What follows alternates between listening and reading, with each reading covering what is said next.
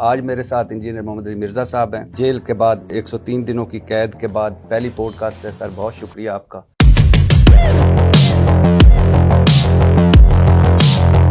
آپ کو گھر سے ٹیلی فون آتا ہے کہ پولیس والے آئے ہیں، آپ سے ملنا چاہتے ہیں، اور آپ نے جواباً کہا کہ انہیں اکیڈمی بھجوا دیں۔ مغرب کی نماز پڑھنے کے بعد میں اکیڈمی میں آیا۔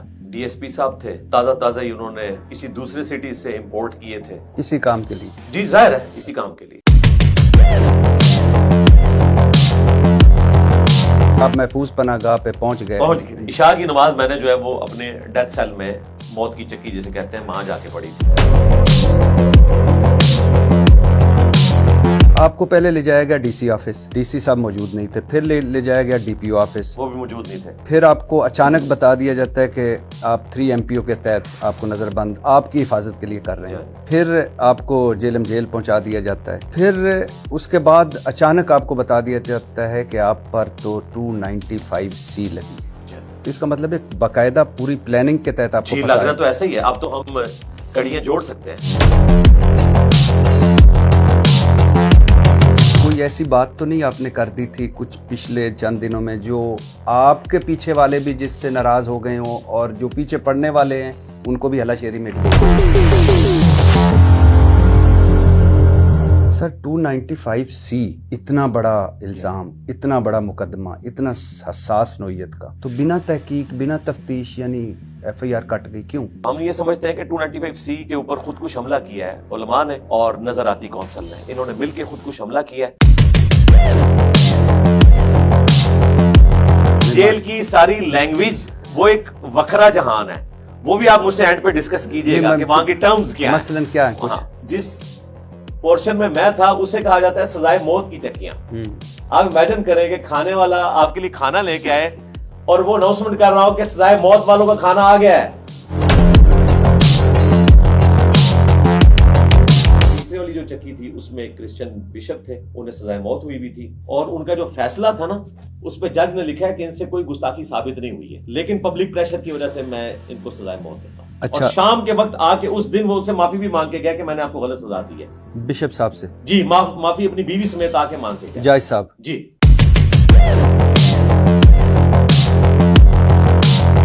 مجھے یہ بتائیے، سنا ہے میں نے کہ آپ کی چکی اور عمران خان صاحب کی چکی کی دیوار ایک تھی۔ ہاں، بیچ میں ایک دیوار اکٹھی۔ ناشتے کی، اور وہ ناشتے میں ایگزیکٹلی 9 بجے آ جاتے تھے۔ خوشبوئیں تو آتی ہوں گی آپ؟ جی بالکل خوشبو، اور یہ جو دیسی گھی اور یہ باتیں ہو رہی ہیں بالکل یہ تڑکے لگتے تھے۔ 4 نومبر کے بعد پھر ہم نے ان کی آواز نہیں سنی۔ 4 نومبر کے بعد؟ ہاں، وہی والی بات جو پبلک میں مشہور تھی کہ 4 کے بعد شاید ان کو اندر کر دیا۔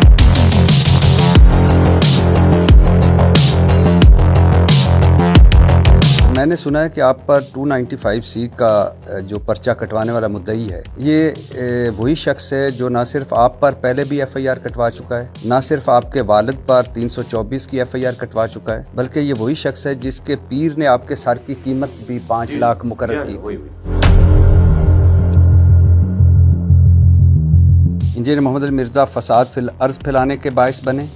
آپ نے نہ صرف توہین رسالت بلکہ توہین قرآن کے بھی مرتکب ہوئے۔ آپ پر توہین قرآن کی دفعات بھی شامل کی جائیں، اور NCCI افسر نے بھی جانبداری کا مظاہرہ کیا، ایک سائیڈ کا، یعنی آپ کی طرف کا پیش کیا سارا کچھ اور دوسری طرف کا نہیں پیش کیا، اور پاکستان کی مسیح برادری کو بھی مراسلہ بھیجا جائے گا اور تحریر طور پر ان کی رائے بھی لی جائے گی۔ اس نظراتی کونسل کو جب یہ بھیج رہے تھے تو میں نے جو ڈپٹی ڈائریکٹر تھے ان کو کہا کہ آپ ان کو نہ بھیجیں، کیا پریسیڈنٹ ہے؟ انہوں نے کہا نہیں، یہ اب ہم نے آپ سے ہی آغاز کرنے لگے۔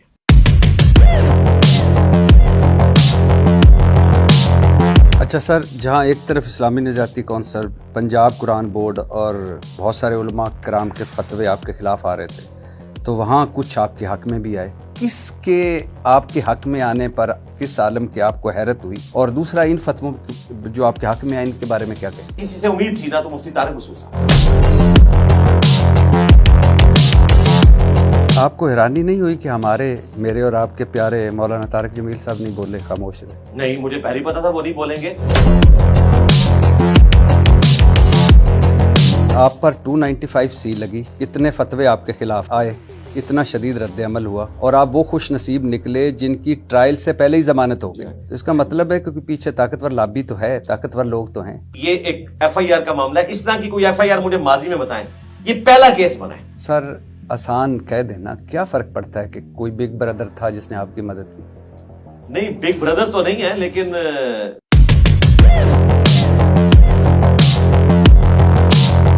और मैं एक बार फिर पूछ रहा हूँ सर, वाकई भाभी को खुशी हुई थी? क्यों नहीं हुई? सर मुझे आपसे मिलकर बहुत खुशी।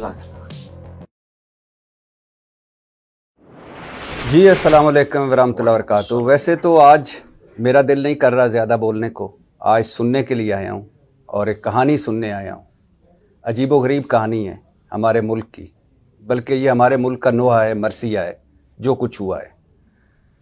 आप सोचिए, इस्लामी जमहूरिया पाकिस्तान, गो के खालिस इस्लाम, खालिस जमहूरियत और पाकीज़गी कहीं नहीं मिलती, लेकिन इस्लामी जमहूरिया पाकिस्तान में अगर एक आलम, एक मजहबी शख्सियत और जिसने लाखों लोगों को इस्लाम से जोड़ा हो, इस्लाम की तालीम दी हो, इस्लाम का पैगाम पहुंचाया हो, और जो पाकिस्तान का आज डिजिटल प्लेटफार्म का एक बड़ा प्लेटफार्म हो इस्लाम के लिए, इस्लाम की खिदमत के लिए, वो शख्स अगर तौहीन के ज़ुमरे में आ जाए या उस पर इल्ज़ाम लग जाए, और वो भी किसका? तौहीन रिसालत का। तौहीन रिसालत, नबी हज़रत मोहम्मद मुस्तफ़ा सल्लल्लाहु अलैहि वसल्लम, जिन पर हमारी जानें कुर्बान। और ये किन पे लगा है ये इल्ज़ाम? जिनकी बात शुरू होने से पहले दरूद, बात ख़त्म होने से पहले के आखिर में दरूद, और जिनका नारा है कि मेरे नबी सा है ही कोई नहीं। मैं बात कर रहा हूँ इंजीनियर मोहम्मद अली मिर्ज़ा साहब की। 103 दिन 3 जेलों और FIA या NCCIA के हवालात और कैद, असीरी, तौहीन रिसालत के इल्ज़ाम में। आप अंदाज़ा लगाएं कि अगर इंजीनियर मोहम्मद अली मिर्ज़ा साहब पर ये इल्ज़ाम लग सकता है, और ये मैं वैसे हैरान हो रहा था इन दिनों कि हमारे बहुत सारे उलमा इससे गुजरे हैं, लेकिन उन्होंने कुछ नहीं सीखा। किसी न किसी तौहीन के ज़ुमरे में वो आए हैं, किसी पे झूठा इल्ज़ाम लगा, किसी को फंसाया गया, किसी ने कोई गलती से चंद जुमले बोल दिए और वो इस ज़ुमरे में आ गए और बड़ी मुश्किल से जान उन्होंने बचाई।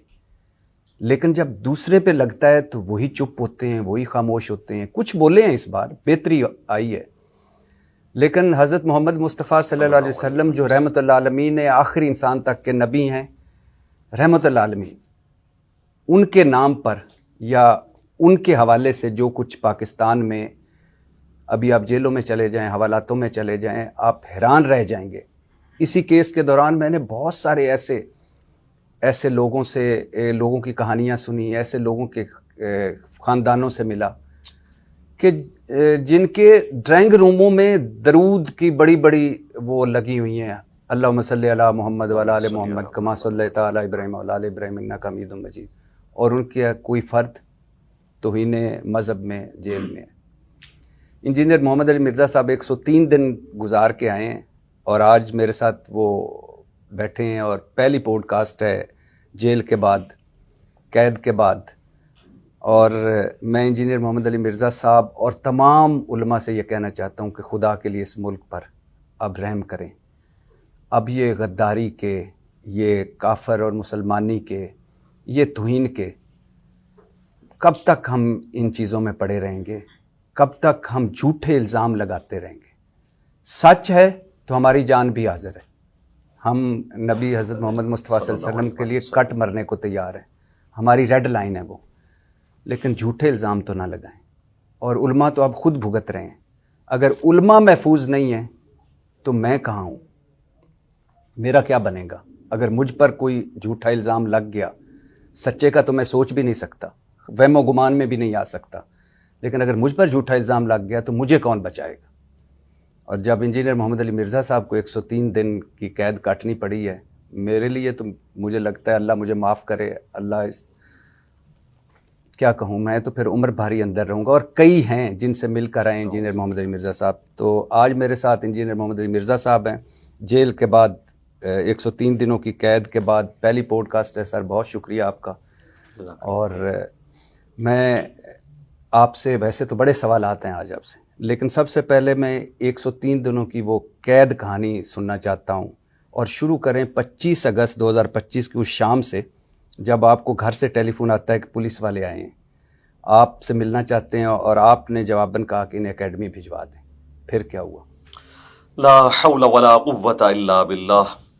اللہم صلی علی محمد وعلی آل محمد. بھٹی صاحب، آپ کو جیلم اکیڈمی میں ایک دفعہ پھر ویلکم ہے.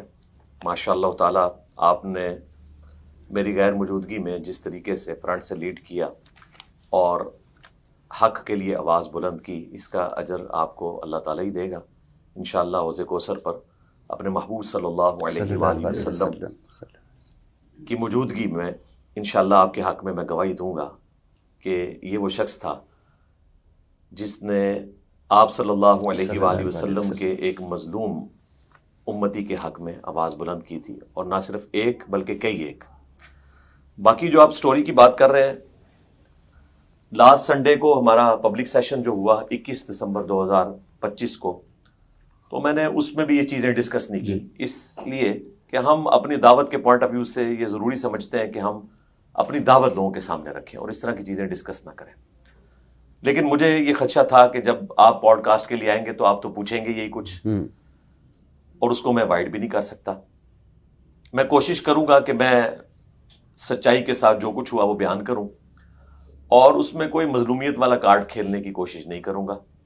جو کچھ ہوا وہ بتاؤں گا انشاءاللہ تعالی، اور اس میں آپ کے جو کاؤنٹر کوسچنز آتے جائیں گے انشاءاللہ میں بتاؤں گا. اور یہ بھی آپ کو خوش کرنے کی خاطر کر رہا ہوں میں، ورنہ اگر یہ ساری باتیں میں نے کرنی ہوتی تو میں 21 دسمبر 2025 کو اپنے پبلک سیشن میں کر دیتا. نہیں، مجھے اس لیے بھی پوچھنا ہے کہ انجینئر محمد علی مرزا پر جو الزام لگا ہے، اور اس الزام کے بعد وہ جن حالات سے گزرا ہے، وہ ساروں کے سامنے ضرور آنے چاہیے. بالکل. اور مجھے آپ سے سچائی کی ہمیشہ توقع رہی ہے، اور آج بھی امید ہے کہ آپ سب کچھ ویسے ہی بتائیں گے جیسا گزرا انشاءاللہ تعالی. دیکھیں 25 اگست 2025 کو منڈے کا دن تھا. جی. اس سے ایک دن پہلے ہمارا پبلک سیشن 213 ریکارڈ ہوا تھا 24 اگست کو، اور اس سے بھی 2-3 دن پہلے تھوڑی فضا بننی شروع ہو گئی تھی، لیکن مجھے اندازہ نہیں تھا کہ یہ کیا کھچڑی بن رہی ہے. میں نے سرے راہ اپنی اس ویڈیو کے اندر اس ٹاپک کو ہلکا سا ایڈریس کر دیا کہ یہ آج کل میری ایک ویڈیو کو یہ مس یوز کر رہے ہیں، اور اس کی کلیریفیکیشن بھی میں نے دے دی. اللہ کا شکر ہے کہ یہ اس طرح نہیں تھا، یہ ایسے تھا، وہ سب کو پتا تھا. اس کے باوجود 25 اگست 2025 کو مغرب سے تھوڑی دیر پہلے ہمارے جو لوکل یہاں پہ پولیس کے لوگ تھے وہ میرے گھر پہ آئے. اس وقت میں گھر پہ نہیں تھا، باہر تھا، تو مجھے والد صاحب نے بتایا کہ اس طرح ملنے کے لیے آئے ہیں، اور میرے وہم و گمان میں نہیں تھا کہ یہ آگے کیا کرنے جا رہے ہیں. انہیں پتا تھا، وہ پوری پلاننگ کے ساتھ آئے ہوئے تھے. تو پہلے بھی ظاہر ہے ہم سیکیورٹی کے پوائنٹ آف ویو سے میٹنگز کرتے رہتے ہیں، تو میرا خیال یہ تھا کہ وہی کوئی میٹنگ ہوگی اس طرح کی. تو انہوں نے کہا جی آپ سے ملنا ہے. تو میں نے ان کو کہا کہ ٹھیک ہے آپ پھر اکیڈمی آ جائیں، کیونکہ میں تو باہر ہوں، میں اکیڈمی پہنچ جاؤں گا. تو اکیڈمی ہم نے کھلوا لی. مغرب کی نماز پڑھنے کے بعد میں اکیڈمی میں آیا تو ایک ڈی ایس پی صاحب تھے جو تازہ ہی انہوں نے کسی دوسرے سٹی سے امپورٹ کیے تھے، اور اسی کام کے لیے. جی ظاہر ہے اسی کام کے لیے. اور ایک ساتھ ان کے سیکیورٹی کے انچارج تھے جیلم شہر میں، وہ کافی عرصے سے ہیں. ان سے تو خیر میری پرانی واقفیت تھی. تو انہوں نے کہا جی اس طرح کی صورتحال ہے تو آپ اپنی فیملی کو نا فی الوقت شفٹ کرتے ہیں. میں نے کہا کیوں؟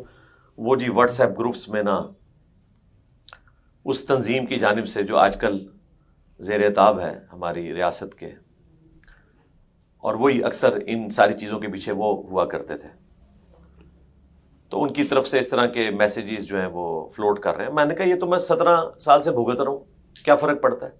اس سے بڑی تھریٹس تو مجھے ٹی ٹی پی کی طرف سے نکلتی ہیں ہر سال. جو علماء کی ایک لسٹ نکلتی ہے جس میں مولانا طارق جمیل صاحب کا نام ہوتا ہے، ثاقب رضا مصطفی صاحب کا، مولانا فضل الرحمان کا، میرا، تو وہ لسٹ ہر سال نکلتی ہے. تو ہم تو عادی ہیں، تو اس سے زیادہ خطرناک لوگ تو نہیں ہیں یہ. ان کا نہیں جی بہت خطرہ ہے تو آپ فیملی کو شفٹ کریں اور اپنا بھی آپ کوئی دیکھ لیں، فی الوقت کچھ دنوں کے لیے آپ نہ کسی جگہ پہ چلے جائیں. میں نے کہا چلے میں کرتا ہوں اس کو. پھر تھوڑی دیر بعد انہوں نے کہا کہ آپ جو ہے نا وہ ڈپٹی کمشنر صاحب کے آفس میں آ جائیں, وہاں میٹنگ ہے, اور ڈی پی او صاحب بھی آ رہے ہیں. ان دنوں ہمارے ڈی پی او صاحب جو ہیں وہ عمرے پہ گئے ہوئے تھے, تو وقتی طور پہ ایک ڈی پی او بھی امپورٹ کیا گیا, اور اسی کام کے لیے. جی جی, وہ ایک ٹک ٹاکر ہے بیسیکلی, تو وہ آپ کو پتہ چل جائے گا میں کس ڈی پی او کی بات کر رہا ہوں. اس کا مکتبہ فکر بھی انہی کے ساتھ ملتا تھا جن کی تنظیم آج کل کالعدم ہو گئی ہے اسی قسم کی حرکتوں کی وجہ سے. تو وہ ٹک ٹاکر انہوں نے امپورٹ کیا یہاں پہ, اور اس میں اتنی اخلاقی جرت نہیں تھی کہ میرے ساتھ ملاقات کرتا, بات کرتا. مجھے یہاں سے ملاقات کا کہہ کے یہ لے گئے تھے پہلے ڈی سی آفس. جی, ڈی سی آفس میں. وہاں تھوڑی دیر انتظار کروایا, ڈی سی صاحب نہیں آئے ہیں. ان کا جی وہ ادھر ہیں کہیں, تو ابھی آپ ڈی پی او آفس چلیں. ڈی پی او آفس گئے, وہاں بھی انتظار کرتے رہے. تھوڑی دیر بعد وہ جو امپورٹڈ ڈی ایس پی صاحب تھے, انہوں نے ایک پرچہ پکڑا ہوا ہے جس پہ لکھا ہے کہ آپ کو 30 دن کے لیے جو ہے وہ نظر بند کیا جاتا ہے. یعنی میری محبت میں مجھے اندر کیا جاتا ہے, بجائے اس کے کہ جو 100-150 بندے لا کے آپ کو ورگلا رہے تھے, وہ بھی جیلم سٹی سے نہیں, لاکھوں کی آبادی ہے جیلم سٹی کی, یہاں کا کوئی بندہ نہیں تھا. گجرات سے انہوں نے امپورٹ کیے بندے اس تنظیم نے, اور وہ اس طرف سے امپورٹ ہوئے کہ جن لوگوں نے ہمارے جو سابق پرائم منسٹر ہیں عمران خان صاحب, ان کے دور میں آرمی چیف کے سر کی قیمت رکھی تھی, چیف جسٹس کے سر کی قیمت رکھی تھی, اور پرائم منسٹر کے سر کی قیمت رکھی تھی, اور کہا تھا کہ ان کے خانزامے انہیں جو ہے وہ زہر دے دیں, ان کے مالی ان کو قتل کر دیں. اس وقت پھر مفتی منیر صاحب بیچ میں پڑے اور صلح صفائی ہوئی, ورنہ اس وقت کے جو سٹنگ پرائم منسٹر تھے وہ تو ریڈی تھے کہ یہ سارا معاملہ ختم کر دینا چاہیے. لیکن پرائم منسٹر کا ساتھ نہیں دیا اس وقت کے آرمی چیف نے, ورنہ یہ معاملہ اس لیول تک بگڑتا ہی نہ.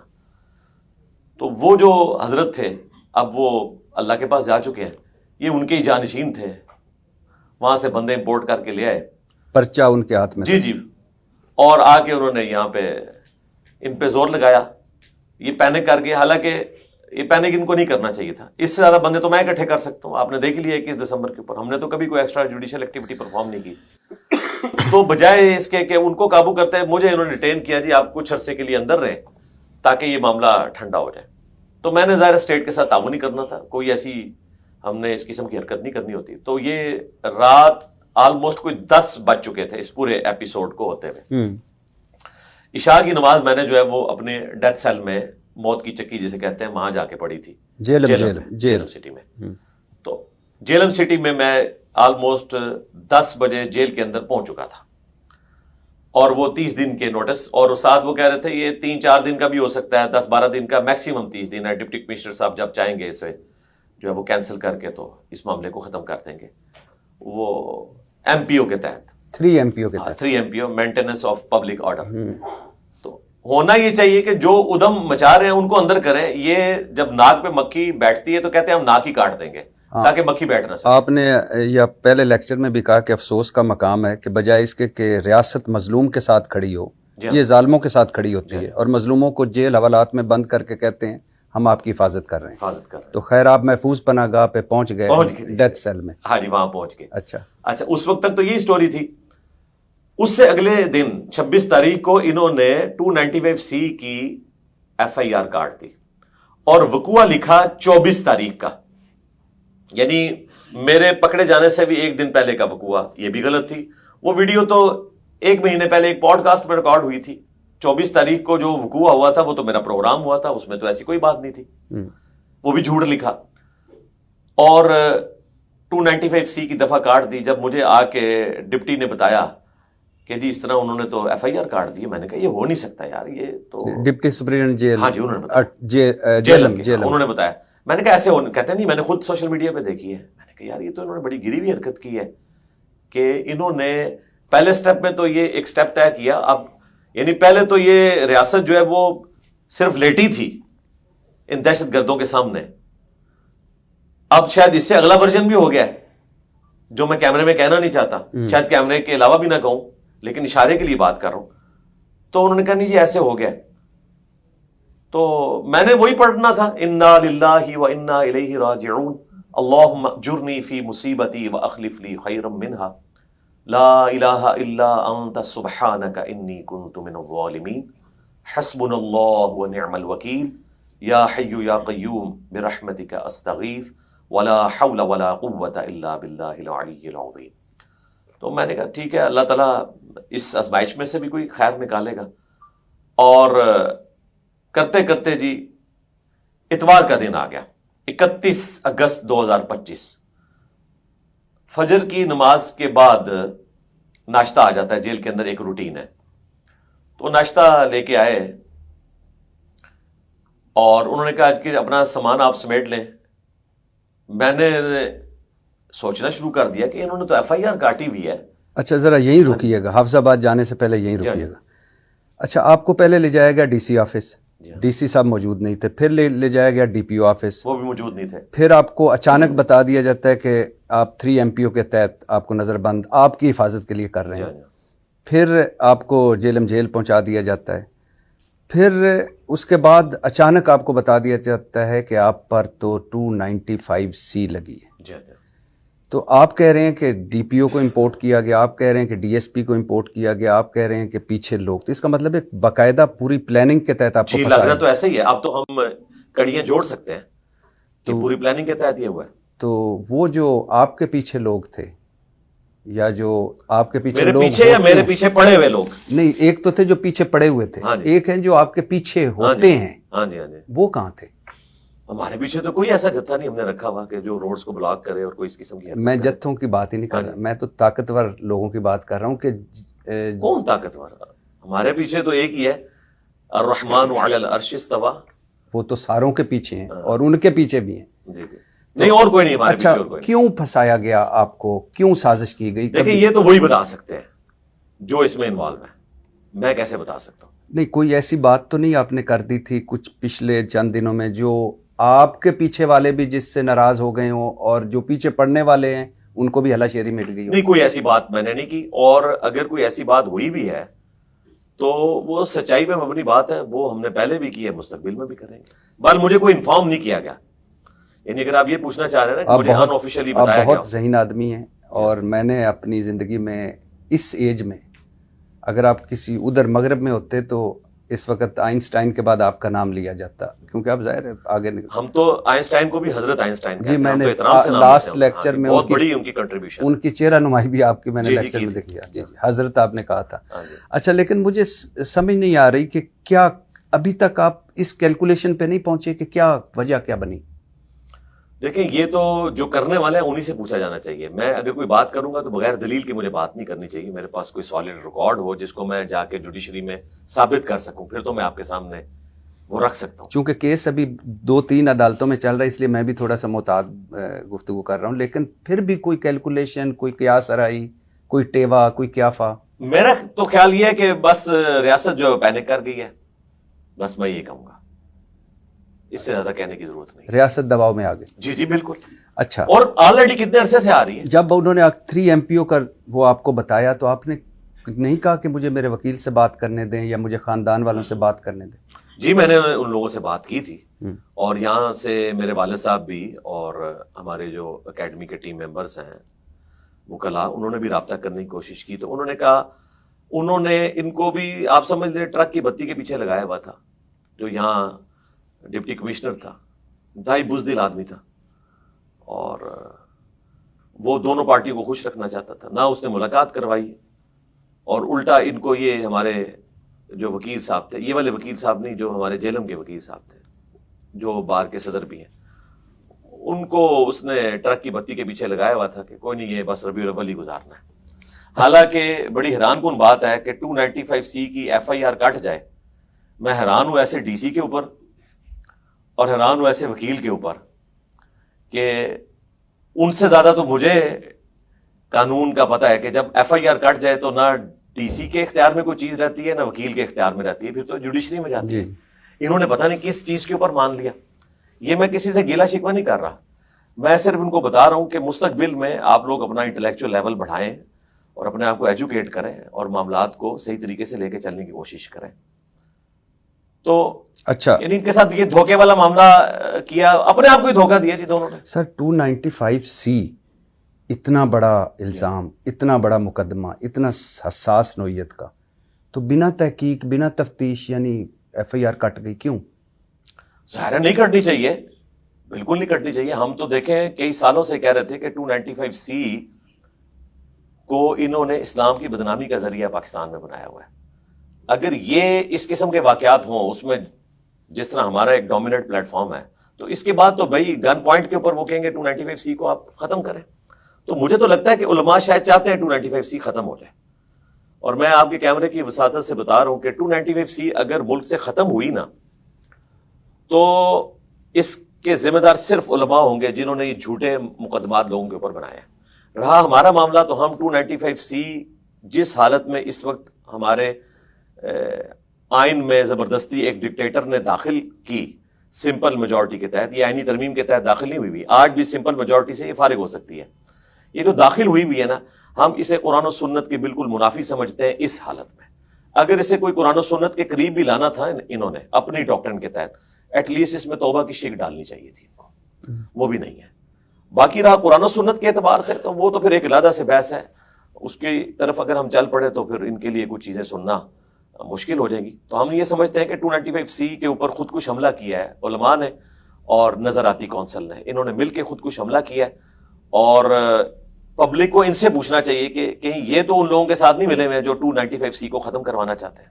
اچھا, میں اس طرح بعد میں آتا ہوں. اچھا, لیکن میرا اتنا تو سوال بنتا ہے ایک پاکستانی ہونے کی حیثیت سے, ایک مسلمان ہونے کی حیثیت سے, کہ اگر آپ کسی پہ 295C لگا رہے ہیں تو پہلے کچھ مرحلے تو ہونے چاہیے. جی ہونے چاہیے. ان مرحلوں سے گزر کر پھر آپ لگائیں. اگر کوئی اتنا بد نصیب ہو سکتا ہے اس ملک میں مسلمان ہوتے ہوئے کہ جو نبی حضرت محمد مصطفیٰ صلی اللہ علیہ وسلم کے حوالے سے میں تو وہم و گمان میں بھی نہیں آ سکتا, اگر آئے تو مرحلے تو ہونے چاہیے تاکہ کسی کو. سر میں نے کئی سال پہلے 4 سٹیپس بتائے تھے, سجیسٹ کیے تھے کئی سال پہلے, اس میں میری ویڈیو آئی تھی اور کئی دفعہ آ چکی ہے کہ آپ پہلے نمبر کے اوپر جو آپ کے پاس ویڈیو آتی ہے نا, جو بندہ ویڈیو لے کے آئے اسے کہیں جی کلپ نہیں چاہیے, پوری ویڈیو لے کے آؤ, آدھے سے زیادہ کیس ادھر ہی فارغ ہو جائیں گے. ٹھیک. دوسرے نمبر کے اوپر جب وہ ویڈیو آ جائے پورے کانٹیکسٹ کے ساتھ اس کا فورینسک کروائیں. AI کی تو نہیں بنی ہوئی ہے, اس میں کوئی قطع بری تو نہیں کیا گیا, کٹنگ تو نہیں ہوئی ہے. جب یہ بھی ہو جائے, تیسرے سٹیپ کے اوپر اس بندے سے پوچھا جائے کہ بھائی آپ کیا کہنا چاہ رہے تھے, وہ اپنی کلیریفیکیشن دے. یہ ساری چیزیں جب کنفرم ہو جائے کہ واقعی اس نے کیا ہے اور انٹینشنلی کر رہا ہے, تب آپ اگلے سٹیپ کے اوپر آ کے علماء کے ساتھ اس کو بٹھائیں. FIR پھر بھی نہ کاٹیں اور علماء سے بتائیں کہ بھائی یہ جو تم جرم کرنے جا رہے ہو اس کی یہ سزا ہونے والی ہے دنیا اور آخرت میں, اور تم مسلمان ہو, مسلمان ہوتے ہوئے ایک ایسی حرکت کر سکتے ہو, اس کے اوپر توبہ پیش کریں. یہ چاروں مراحل سے اگر کوئی ایسے ہی بدبخت ہے جو گزر گیا, پھر اس کے اوپر ایکٹیویٹی پرفارم کی جائے, اور اس میں کرولری کے طور پر ایک چیز یہ بھی داخل کی جائے کہ اس بندے کا ذہنی توازن بھی دیکھا جائے. اس وقت بھی ایک بندہ اڈیالہ میں قید ہے, اسرائیل عالمگیر کا, جس کا ذہنی توازن خراب ہے. اس نے دعوی نبوت کیا ہوا ہے اور امریکن نیشنل ہے, آئے دن وہاں پہ امبیسی کے لوگ بھی اس کو آ کے ملتے ہیں.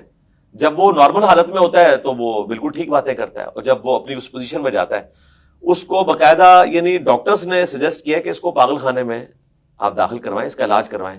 لیکن انہوں نے جناب اس کی جان کو بچانے کی خاطر پاگلوں سے, جنہیں سینس ہی نہیں ہے کہ توہین رسالت کیا ہے, پاگلوں سے بچانے کے لیے انہوں نے اس کو اڈیالہ میں رکھا ہوا ہے. اندازہ کریں بجائے اس کا علاج کروانے کے. یہ ہماری ریاست کر رہی ہے جی اس وقت. اور ابھی آپ نے پوڈ کاسٹ سے پہلے یہ بھی بتایا کہ ایک نابینا ہے جو توہین مذہب میں اندر ہے. جی نابینا توہین مذہب میں, اس نابینا نے کیا وہ کہتے ہیں جی نابینا لوگ جو ہے باقی کام کرتے ہیں تو کیا پوسٹیں شیئر نہیں کروا سکتے, وہ جو ہے وہ لسٹ نہیں لے سکتے اس قسم کی پوسٹ کے ذریعے. اب وہ طریقہ تو یہی بتائیں گے کیسے کوئی بےہدگی پہ مبنی پوسٹ لگا کے اس سے کس طریقے سے لسٹ لیتا ہے, وہ تو یہی بتا سکتے ہیں. اچھا, اب کیا فیلنگز تھیں ویسے اس سے پہلے کہ آپ جیل سے حفظ آباد جیل جائیں, کیا فیلنگز تھیں جب آپ نے یہ سنا؟ ایک تو آپ نے پڑھا, اللہ کو یاد کیا کہ آپ, لیکن ویسے بحیثیت انسان کیا فیلنگز تھیں؟ دیکھیں عام انسان ہونا تو وہ ایک پیسمسٹک موڈ میں چلا جاتا ہے. میں بڑا آپٹیمسٹک بنتا ہوں, اسی لیے تو میں اتنی دلیری سے کرتا ہوں. آپ دیکھیں ہمارے حق میں بھی لوگ ویڈیو چڑھا رہے ہوتے ہیں, ساتھ ساتھ ڈرا رہے ہوتے ہیں. ڈرنے والا بندہ یہ کام نہیں کر سکتا. لوگوں کو تو اب لگا نا کہ میں ونریبل ہوں. بھائی میں تو 17 سال سے اس قسم کی زندگی گزار رہا ہوں, اور پچھلے آلموسٹ 8 سال سے جب سے مرڈر اٹیمپٹ ہوا تو میری زندگی تو ایک گھر تک اور اکیڈمی تک محدود ہے, آگے پیچھے جانا میرا نہیں ہے. میں تو آلریڈی ایک سیکیور زندگی اس اعتبار سے گزار رہا ہوں اور ایک مشکل زندگی گزار رہا ہوں. اس کے بعد زیادہ ہائی لائٹ ہوگی. تو یہ ڈرپوک لوگوں کا کام ہی نہیں ہے. اگر یہ چیز سوچ لی جائے نا تو پھر آپ دعوت کا کام کر ہی نہیں سکتے اس ملک کے اندر. دیکھیں الٹیمیٹلی جیت سچائی کی ہوتی ہے.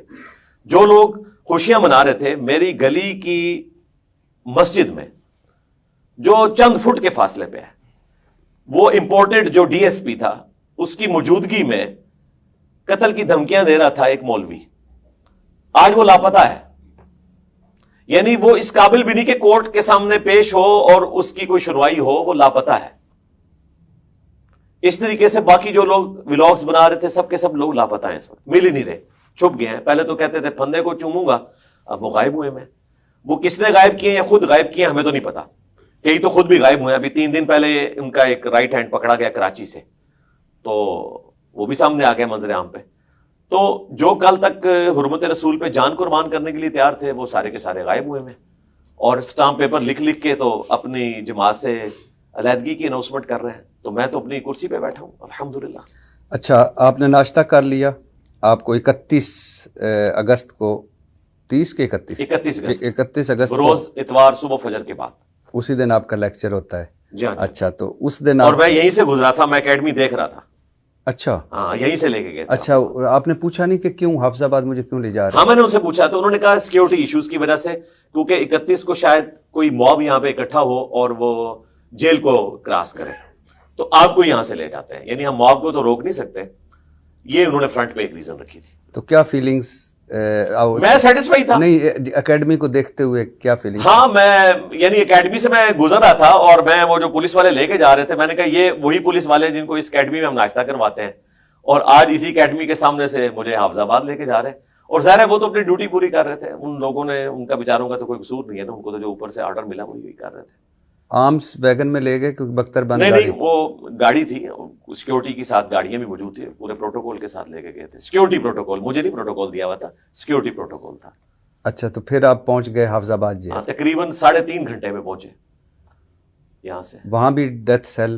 جی وہاں پہ بھی ڈیتھ سیل, اور لیکن وہ اس سے بہتر تھا. پاکستان میں سب سے لیٹسٹ جو جیل بنی ہوئی ہے نا, سب سے آخر میں جو بننے والی, جو کھل چکی ہیں, ویسے تو ابھی اسلام آباد والی بھی کھلنے والی ہے. اب تو ہمارے پاس جیل کی بھی ساری انفارمیشن ہے. ہاں, جیل کی ساری لینگویج وہ ایک وکھرا جہان ہے. وہ بھی آپ مجھ سے اینڈ پہ ڈسکس کیجئے گا کہ وہاں کی ٹرمز کیا ہیں. مثلاً کیا ہے کچھ؟ یعنی وہاں پہ ٹرمز یوز ہوتی ہیں. ناشتے کے لیے آدھی روٹی آپ کو ملتی ہے, اسے ٹوکن کہا جاتا ہے. ٹوکن آدھی روٹی ہوتی ہے, وہ کٹی ہوئی سیمی سرکولر. اچھا, اسی طریقے سے وہاں پر یعنی انگریزوں کے زمانے سے لینگویج چل رہی ہے نا, سب اچھا ہے بولا جاتا ہے, آل از اوکے. جب ساری چکیاں شام کے وقت بند کر دی جاتی ہیں نا, تو وہ پھر جو وہاں پر انتظامیہ کا ہیڈ ہوتا ہے وہ سارے اپنے سب آرڈینیٹ سے پوچھتا ہے کہ سب اچھا کر دیا ہے. وہ کہتے ہیں ہاں جی سب اچھا ہو گیا. سب اچھا ہو گیا مطلب یہ ہے کہ سارے لوگوں کو ہم نے چکیوں میں بند کر دیا اور لاک لگا دیے. پھر انہوں نے فجر کے بعد ان کو نکالنا ہوتا ہے اور مرغیوں کی طرح گنتی پوری کرنی ہوتی ہے. تو جو بیچارے فجر میں اٹھنے کے عادی نہیں ہیں, ان کو وہ پھر زبردستی اٹھا کے باہر نکالتے ہیں, اور وہ بالکل ٹھیک نکالتے ہیں کہ اندر کوئی بندہ فوج شدگان میں بھی شامل ہو سکتا ہے, پتہ ہی نہ چلے, بعد میں پتہ چلے. تو وہ ایک وکھرا جہان ہے جی. اور آپ دیکھیں کہ جس پورشن میں میں تھا اسے کہا جاتا ہے سزائے موت کی چکیاں. آپ امیجن کریں کہ کھانے والا آپ کے لیے کھانا لے کے آئے اور وہ اناؤنسمنٹ کر رہا ہو کہ سزائے موت والوں کا کھانا آ گیا ہے, تو آپ امیجن کر سکتے ہیں. تو میں آپ کو بتا رہا ہوں کہ یہ ہنسنے والی بات نہیں ہے, لیکن مجھے یعنی ایک اس اعتبار سے ہنسی آ رہی ہے کہ لوگ باہر بیٹھ کے تو کہتے ہیں نا کہ جی جیل کی زندگی جو ہے وہ ہم گزار لیں گے جی. بڑے بڑے لوگوں نے دعوے کیے تھے, لیکن بہت کم لوگ ہیں. زیادہ تر لوگ تو صلح صفائی کر کے باہر نکل آتے ہیں. جیل کی ایک علیحدہ سے زندگی ہے, اس کی اپنی ایک دنیا ہے. وہاں کے رہنے والے لوگ جو ہے نا جی, ان کا گھر پھر وہی بن جاتا ہے. اب میری چکی جو تھی اڈیالہ میں, آپ نے چونکہ موضوع چھیڑ لیا, آگے جانے سے پہلے اسی کو کنکلوڈ کر لیتے ہیں. وہ 3 چکیاں تھی جی اکٹھی. اس میں جو سٹارٹ والی چکی تھی وہ مجھے دی انہوں نے. ویسے اس چکی میں جس کا سائز 10x12 ہوتا ہے, اور اس کے کارنر پہ 4x4 کا ایک واش روم بنا ہوتا ہے جس کی دیوار بمشکل 2 فٹ ہوتی ہے. یعنی آپ کو باقی چکی کے لوگ دیکھ لیتے ہیں جب آپ واش روم بیٹھ رہے ہوتے ہیں. اس چکی میں جس کا سائز 10x12 ہوتا ہے 9 لوگ رکھے جاتے ہیں. مشکل سے صرف وہ لیٹتے ہیں, راڈ کو کروٹ بھی کوئی نہیں لے سکتا, کروٹ لے تو دوسرے پہ گرتا ہے, اور چکیوں میں لڑائی اس پہ ہوتی ہے کہ اس کا پاؤں میرے اوپر پڑ گیا. مجھے بتائیں 9 بندے جب ساتھ ساتھ جڑے میں, اور رات کو آپ کو اگر رفع حاجت کے لیے اٹھنا ہے تو کتنے لوگوں کو پھلانگ کے آپ جائیں گے, اور اس میں ظاہر ہے پاؤں بھی پڑ جائے گا, اور پھر اس کے اوپر لڑائی جھگڑا بھی ہوگا. اور اسی پورشن میں آپ نے نہانا دھونا بھی کرنا ہے, اسی پورشن کے اندر آپ نے اپنے برتن بھی دھونے ہیں. گھر میں تو کسی نے امیجن نہیں کیا ہوتا کہ اسی ٹوائلٹ کی سیٹ کے اوپر آپ کو اپنے برتن بھی دھونے پڑے, اور سب کے سامنے, کیونکہ دیواری اس کی اتنی سی ہے, سیکیورٹی کی وجہ سے انہوں نے رکھا ہے کہ باہر سے نظر آتا رہے. اتنی مشکل صورتحال کے اندر جو بندہ وہاں پہ جاتا ہے نا, تو وہ تو کہتا ہے کہ میں جہنم میں آ گیا ہوں. اور سیدنا یوسف علیہ السلام کا قول بھی ہے, اسرائیلی روایتوں میں ملتا ہے کہ دنیا کی جہنم جو ہے وہ جیل ہے, انہوں نے کاٹی ہے نا, اور وہ جیل تو بہت ہی زیادہ اذیتناک تھی. اب تو انہوں نے پیرامڈس کے بیسمنٹ میں وہ جیل بھی دکھا دی ہے, کئی 100 سیڑھی نیچے جا کے جہاں پہ سورج کی روشنی بھی نہیں آتی تھی. یہاں تو چلے سورج کی روشنی بھی آ رہی ہوتی ہے. تو یہ جناب وہاں 10x12 کے اندر 9 بندے. آپ کے پاس 3 چکی؟ نہیں, میں ایک چکی میں اکیلا تھا, 3 یعنی کمبائنڈ چکیاں تھی. میرے ساتھ والی چکی جو تھی وہاں پہ ایک پروفیسر صاحب تھے جو آلموسٹ کوئی 8.5 سال سے قید تھے, ان کو 295A میں 10 سال کی سزا ہوئی تھی, لٹریچر کے پروفیسر تھے. اور تیسرے والی جو چکی تھی اس میں ایک کرسچن بشپ تھے, انہیں سزائے موت ہوئی بھی تھی, لیکن سزائے موت چونکہ موقوف ہے یورپین یونین کے پریشر کی وجہ سے, تو آپ سمجھ لیں وہ عمر قید میں بیچ میں تھے. ان کی ایج اس وقت 72 ایئرز ہو چکی تھی, اور آلموسٹ 13.5 سال سے وہ وہاں پہ قید تھے. اور ان کا جو فیصلہ تھا نا, اس پہ جج نے لکھا ہے کہ ان سے کوئی گستاخی ثابت نہیں ہوئی ہے, لیکن پبلک پریشر کی وجہ سے میں ان کو سزائے موت دیتا ہوں. اچھا. اور شام کے وقت آ کے اس دن وہ ان سے معافی بھی مانگ کے گیا کہ میں نے آپ کو غلط سزا دی ہے. بشپ صاحب سے؟ جی, معافی اپنی بیوی سمیت آ کے مانگ کے گیا, جج صاحب. جی. اور اب 13.5 سال بعد ان کا ایکویٹل ہوا ہائی کورٹ میں, اب جا کے ان کی اپیل لگی, اور راولپنڈی بینچ نے ان کو ایکویٹل دیا. تیسرے دن وہ فوت ہو گئے. یعنی 13.5 سال آپ نے ایک انسان کے چھین لیے. اب کیا ریاست وہ 13.5 سال کو واپس کر سکتی ہے؟ اور بے گناہ انہوں نے میرے سامنے فیصلہ رکھا. میں تو زیادہ وقت ان کی چکی میں گزارتا تھا. ظاہر ہے کہ اسلام کے نام کے اوپر دھبا ہے اس قسم کے فیصلے, تو میں اسلام کی وہ پکچر پیش کرنا چاہتا تھا جو ہے, تو میں زیادہ وقت ان کی چکی میں گزارتا تھا ان کی دلجوئی کرنے کے لیے. اور انہوں نے بھی آتے ہی میرے ساتھ بڑا اس نے سلوک کیا. مجھے برتن دھونے کے لیے ایک صابن کی ٹکیا اور ایک انہوں نے برتن دیا, کچھ برتن ساتھ دے دیے, اور بڑے اچھے طریقے سے. پھر ان کے پاس LED بھی لگی ہوئی تھی, اور میں نے آپ کا پروگرام بھی دیکھنا ہوتا تھا, شاہ زیب خانزادہ کا پروگرام اور کیپٹل ٹاک, یہ تینوں پروگرام میں شوق سے دیکھتا ہوں. اور میری خوش نصیبی تھی کہ جیو آتا تھا, مجھے خطرہ تھا جیو کے ایمان نہ کیا انہوں نے, تو وہ میں پروگرام دیکھ لیتا تھا, اور ساتھ ان کے ساتھ گپ شپ ہوتی تھی. پھر وہ سارا کیس میں نے اسٹڈی کیا. 4.5 سال ٹرائل چلا, سزائے موت ہوئی. پھر اپیل لگنے میں اتنے سال لگ گئے کہ 13.5 سال کے بعد ان کا ایکویٹل ہوا, اور 3 دن بعد وہ بندہ فوت ہو گیا. تو غموں کی ایک داستان ہے جی. یہاں پہ زیادہ تر جعلی کیسز ہیں. کوئی صحیح بھی ہوں گے, صحیح بھی ہوں تو آپ نے توبہ پیش کرنی ہے, دیٹس آل, ختم کریں. آپ نے جیل بھی کاٹی, اور ابھی کہا کہ جیل مشکل ہے, اور واقعی مشکل ہے. بہت بڑے لوگ دعوے کرتے ہیں کہ کیا فرق پڑے گا جیل جانا پڑے, اور وہ 2-4 دن میں ہی پتلی گلی سے نکل جاتے. لیکن کچھ لوگ ایسے بھی ہوتے ہیں کہ جن کے بارے میں کہا جاتا ہے کہ وہ جیل نہیں کاٹ پائیں گے, اور وہ کاٹ لیتے ہیں. ویسے ہی بتا رہا تھا. اچھا, آپ آگے نام بھی لیں, یہ تو کوئی عرض نہیں ہے. کوئی آپ جیو میں تو نہیں بیٹھے ہوئے, آپ اکیڈمی میں بیٹھے ہوئے؟ نہیں, میں جیو میں نام لیتا ہوں, یہاں نہیں. اچھا, مجھے یہ بتائیے, سنا ہے میں نے کہ آپ کی چکی اور عمران خان صاحب کی چکی کی دیوار ایک تھی. ہاں, بیچ میں ایک دیوار اکٹھی. ان کی چکی نہیں, ان کی چکی ہیں. ان کے پاس 6 چکیاں تھیں. آپ کے پاس بھی تو 3 تھی. نہیں, 3 نہیں, 3 میں میرے پاس ایک تھی, باقی 2 میں تھے. 3 وہ چکے اس کے باہر جو واکنگ ایریا ہے نا وہ کمبائنڈ تھا ہمارا, لیکن میرے پاس ایک چکی تھی, ایک پروفیسر صاحب کے پاس اور ایک جو بشپ صاحب, اور ان کے سامنے جو اوپن ایریا ہے نا وہ بھی آلموسٹ سمجھ لیں تقریباً 20 فٹ بائی کوئی 50 فٹ کا ایریا بنتا ہے جو سامنے والا. لیکن اس کے اوپر بھی وہ اسی طریقے سے جیل والی سلاخیں ہوتی ہیں, وہ آپ ایک پنجرے میں ہی ہوتے ہیں. باہر نکل کے آپ کو صرف یہ احساس ہوتا ہے کہ چلیں سورج نظر آ گیا, آسمان نظر آ گیا, لیکن وہ جیل کا ہی احساس ہوتا ہے. لیکن یہ بھی بڑی نعمت ہے کہ آپ کو وہاں پہ واک کرنے کی اجازت ہے. تو یہ بیسیکلی 10 چکیاں اس طرح بنی ہوئی ہیں, اور ان میں 3 ہیں, پھر 4, اور پھر اس کے آخر میں بھی 3, اور ان کے درمیان دیوار ہے. یعنی 3 کے بعد ایک دیوار, پھر 4 کے بعد ایک دیوار.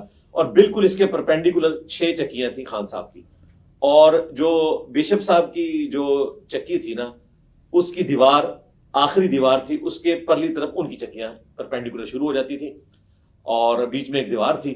اور بائی چانس جب خان صاحب ناشتہ کرنے کے لیے آتے تھے, ہمیں نظر تو نہیں آ رہے ہوتے تھے, تو وہ ان کا جو مشقتی ہے نا وہیں پہ وہ ان کے لیے ناشتہ تیار کر رہا ہوتا تھا. ایگزیکٹلی 9 بجے وہ آ جاتے تھے اور 3 بجے آ کے وہ شام کا کھانا کھاتے تھے. یہ 2 ٹائمنگ ہمیں پتا تھے, اس لیے کہ وہ جب اپنے مشقتی سے تھوڑی بہت کوئی گفتگو کرتے تھے تو ان کی آواز کی بیس بھی ہے, اور ویسے بیچ میں ایک دیوار ہے مشکل سے 10-11 فٹ کی, اور اوپر سے اوپن ہے, تو آواز کبھی کبھار کوئی 2-4 جملے کان میں پڑ جاتے. کیا 2-4 جملے؟ میرے نبی سا ہے ہی کوئی نہیں, تیرے بابے تھے شاہ ہی کوئی نہیں, یہ وہ کہا کرتے تھے. نہیں ویسے میں ویسے پوچھ رہا ہوں, کوئی ایک آدھ جملہ ایسے. ہاں وہ کرکٹ کو ڈسکس کر رہے ہوتے تھے. اچھا, کرکٹ کو, ہاں ظاہر ہے انہوں نے باقی چیزیں تو نہیں ڈسکس کرنی تھی نا, وہ تو ورنہ اگر وہ اس قسم کی کوئی پالیٹکس ڈسکس کرتے تو ظاہر ہے کہ وہ پھر بات مشقتی سے وہ کرکٹ کے اوپر ڈسکس. اس کا مطلب ہے ان کے یہاں بھی ٹی وی شیوی جو کہا جاتا ہے کہ بند ہو گیا ہے, تو نہیں ٹی وی ان کے پاس لگا ہوا ہے اور اخباریں بھی 2 لگی ہوئی ہیں. وہ اس لیے پتا ہے کہ وہ ڈیوٹیز چینج ہوتی رہتی ہے نا, کچھ عرصہ ان کے پاس جس بندے کی ڈیوٹی ہے وہ ادھر بھی آ جاتا ہے, تو کبھی کبھار کوئی بات پتہ چل جاتی ہے. باقی یہ جو پبلک میں مشہور ہے نا کہ ملاقات کوئی کسی سے کر سکتا ہے, اس طرح کوئی ملاقات نہیں کر سکتا. چاہے آپ کی ایک دیوار ہو, وہ دیوار آپ سمجھ لیں وہ دیوار ایسی دیوار ہے کہ وہ پولیس رات ہے اس کو کراس کرنا, تو آپ دوسری طرف نہیں جا سکتے اس طریقے سے. 6 چکیاں ان کو ملی ہوئی ہیں, جس طرح ہمارے 3 اکٹھی تھی, ان کو 6 کی 6 ملی ہوئی ہیں. ان میں ایک آدھ میں شاید ان کا مشقتی, باقی میں سامان, اور باقی سامنے ان کو اوپن ایریا بھی ملا ہوا ہے. لیکن ظاہر ہے جیل ہی ہے. تو وہ ناشتہ کرنے اس چکی میں آتے تھے؟ جو چکی نہیں, وہ اوپن ایریا تھا. اچھا, اوپن ایریا, ہمارا اوپن ایریا, ادھر ان کا اوپن ایریا, وہ آپس میں 90 ڈگری ہے. اور اس میں بھی دیوار ہے؟ ہاں جی دیوار ہے, ظاہر دیوار ہے. اگر گوگل میپ ہو تو میں آپ کو ایگزیکٹلی بعد میں دکھا بھی دوں گا. اچھا, تو اچھا, لیکن سب کو نہیں دکھاؤں گا کیونکہ سیکورٹی ریزن ہو جائے گی. ہاں اچھا, تو کبھی کبھار یعنی وہ ناشتے کی, اور وہ ناشتے میں ایگزیکٹلی 9 بجے آ جاتے تھے. خوشبوئیں تو آتی ہوں گی آپ؟ جی بالکل خوشبو, اور یہ جو دیسی گھی اور یہ باتیں ہو رہی ہیں, بالکل یہ تڑکے لگتے تھے اور ہمیں خوشبو آتی تھی. ہم تو جیل کے ہی کھانا کھاتے تھے وہ, اور یہ کوئی ان کے اوپر احسان نہیں ہوا تھا. بی کلاس مجھے بھی اویلیبل ہو سکتی تھی, ظاہر ہے میں نے 19 گریڈ سے ریٹائرمنٹ لی ہوئی ہے, مجھے بھی ایک مشقتی مل سکتا تھا, لیکن سیکورٹی ریزن کی وجہ سے ہم اس طرف جانا نہیں چاہتے تھے. اگر مجھے ملے تو ایک ایکس پرائم منسٹر کو تو اس سے زیادہ فیسلٹیز ملنی چاہیے, اور وہ ملی ہوئی تھی ان کو. ان کے پاس یعنی وہ چکن وغیرہ ان کو کچا دے دیتے تھے, وہ ان کا مشقتی ان کو بنا دیتا تھا اس طریقے سے. دوپہر کا کھانا وہ 3 بجے کھانے آتے تھے, تو وہ ہمیں پتا ہے, اور یہ ایگزیکٹلی ان کے تھے. لیکن 4 نومبر کے بعد پھر ہم نے ان کی آواز نہیں سنی. 4 نومبر کے بعد, ہاں وہی والی بات جو پبلک میں مشہور تھی کہ 4 کے بعد شاید ان کو اندر کر دیا. تو چونکہ میں ٹی وی بھی دیکھ رہا تھا تو مجھے بھی خدشہ پڑا کہ کوئی ایسی حرکت ہوئی ہے. لیکن پھر وہ وہاں پہ ایک بندہ کو ڈیوٹی پہ تھا, میں نے اس سے پھر ریکویسٹ کی کہ یار مجھے یہ ذرا کنفرم کر کے بتاؤ. تو اس نے کہا نہیں وہ اب دوسری طرف بیٹھتے ہیں کیونکہ دھوپ اس طرف ہوتی ہے, اس لیے وہ ادھر جا کے بیٹھتے ہیں. اچھا, اب اس طرف نہیں بیٹھتے. تو وہ پھر کنفرم ہو گیا, بعد میں کنفرم ہو گیا. وہ یہ جو مشہور کیا ہوا نا کہ ان کو جناب وہ باہر نہیں نکلنے دیتے. فجر کے بعد یہ ایس او پی ہے, ہر بندے کی چکی کھلنی ہی کھلنی ہے, اس کو کوئی بند کر ہی نہیں سکتا. جو جیل مینول ہے نا اس کے تحت بھی وہ کھلنی ہے. یعنی چاہے اس نے باہر نکل کے مشقتی سے پولیٹیکل گفتگو بھی کرنی ہے تب بھی وہ چکی ضرور کھلنی ہے, اس کا رائٹ ہے.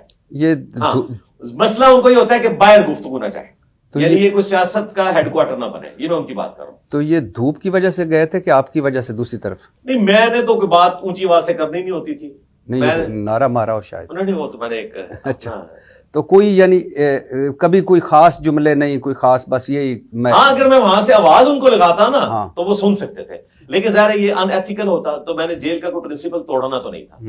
ہاں ایک دفعہ یہ ہوا کہ میرے آنے سے پہلے وہ جو بشپ صاحب تھے ان کو کافی زیادہ کھانسی لگی ہوئی تھی رات کو.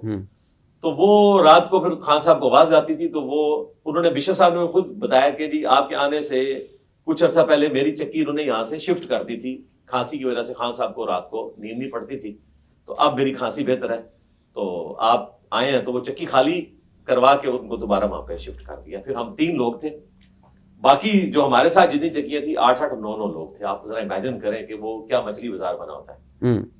اور کبھی کوئی خاص گفتگو آپ نے ان کی نہیں سنی؟ کوئی خاص نہیں خاص بھائی, کبھی کوئی اونچی کوئی بات کر کرکٹ کے بارے میں کوئی اس طرح کی گفتگو آ گئی, کوئی اور بات جو یاد آ رہی ہو یا کچھ؟ نہیں, کوئی ایسی بات نہیں ہے کہ میں جو مجھے سنائی دی گئی ہو. اب میں خود سے اگر کوئی سٹوری بنانا چاہوں تو وہ بنا سکتا ہوں, لیکن اللہ سے خوف آتا ہے. بس میں نے اتنی بات ہے. اچھا آپ حافظ آباد جیل پہنچ گئے. حافظ آباد جیل میں کتنے دن رہے؟ وہاں پر میں 31 اگست کو لے گئے اور آلموسٹ کوئی زور کے قریب میں وہاں پہ پہنچ گیا تھا، زور سے پہلے ہی. اس کے بعد 11 سپتمبر 9/11 ہمارے ساتھ بھی ہوا نا، 9/11 کو میں پھر وہاں سے نکلا ہوں اور 9/11 کو جیلم لے کے آئے اور یہاں کورٹ میں پیش کر کے میری کسٹڈی زبردستی حوالے کر دی NCCIA کے. اور بجائے اس کے کہ وہ اپنے SOP کو فالو کرتے، انہوں نے کہا چونکہ آپ نے کسٹڈی حوالے کی ہے آپ کی، انہوں نے پولیس نے، تو اب ہم مجبور ہیں کہ جو پولیس والی FIR ہے اس کے اگینسٹ ہم ایک FIR کاٹیں گے. ورنہ ان کا SOP یہ نہیں ہوتا. SOP یہ ہے کہ وہ 3 دفعہ نوٹس بھیجتے ہیں، بندے کو بلاتے ہیں، تحقیق کرنے کے بعد FIR کٹتی ہے. لیکن یہاں چونکہ یہ لوگ کاٹ چکے تھے اور کسٹڈی حوالے کی تھی، اس لیے ان کو مجبوراً FIR کاٹنی پڑی. یہ ان کا آرگومنٹ ہے. باقی لیگل تو ہمارے وکلاء ہی آپ کو بتا سکتے ہیں.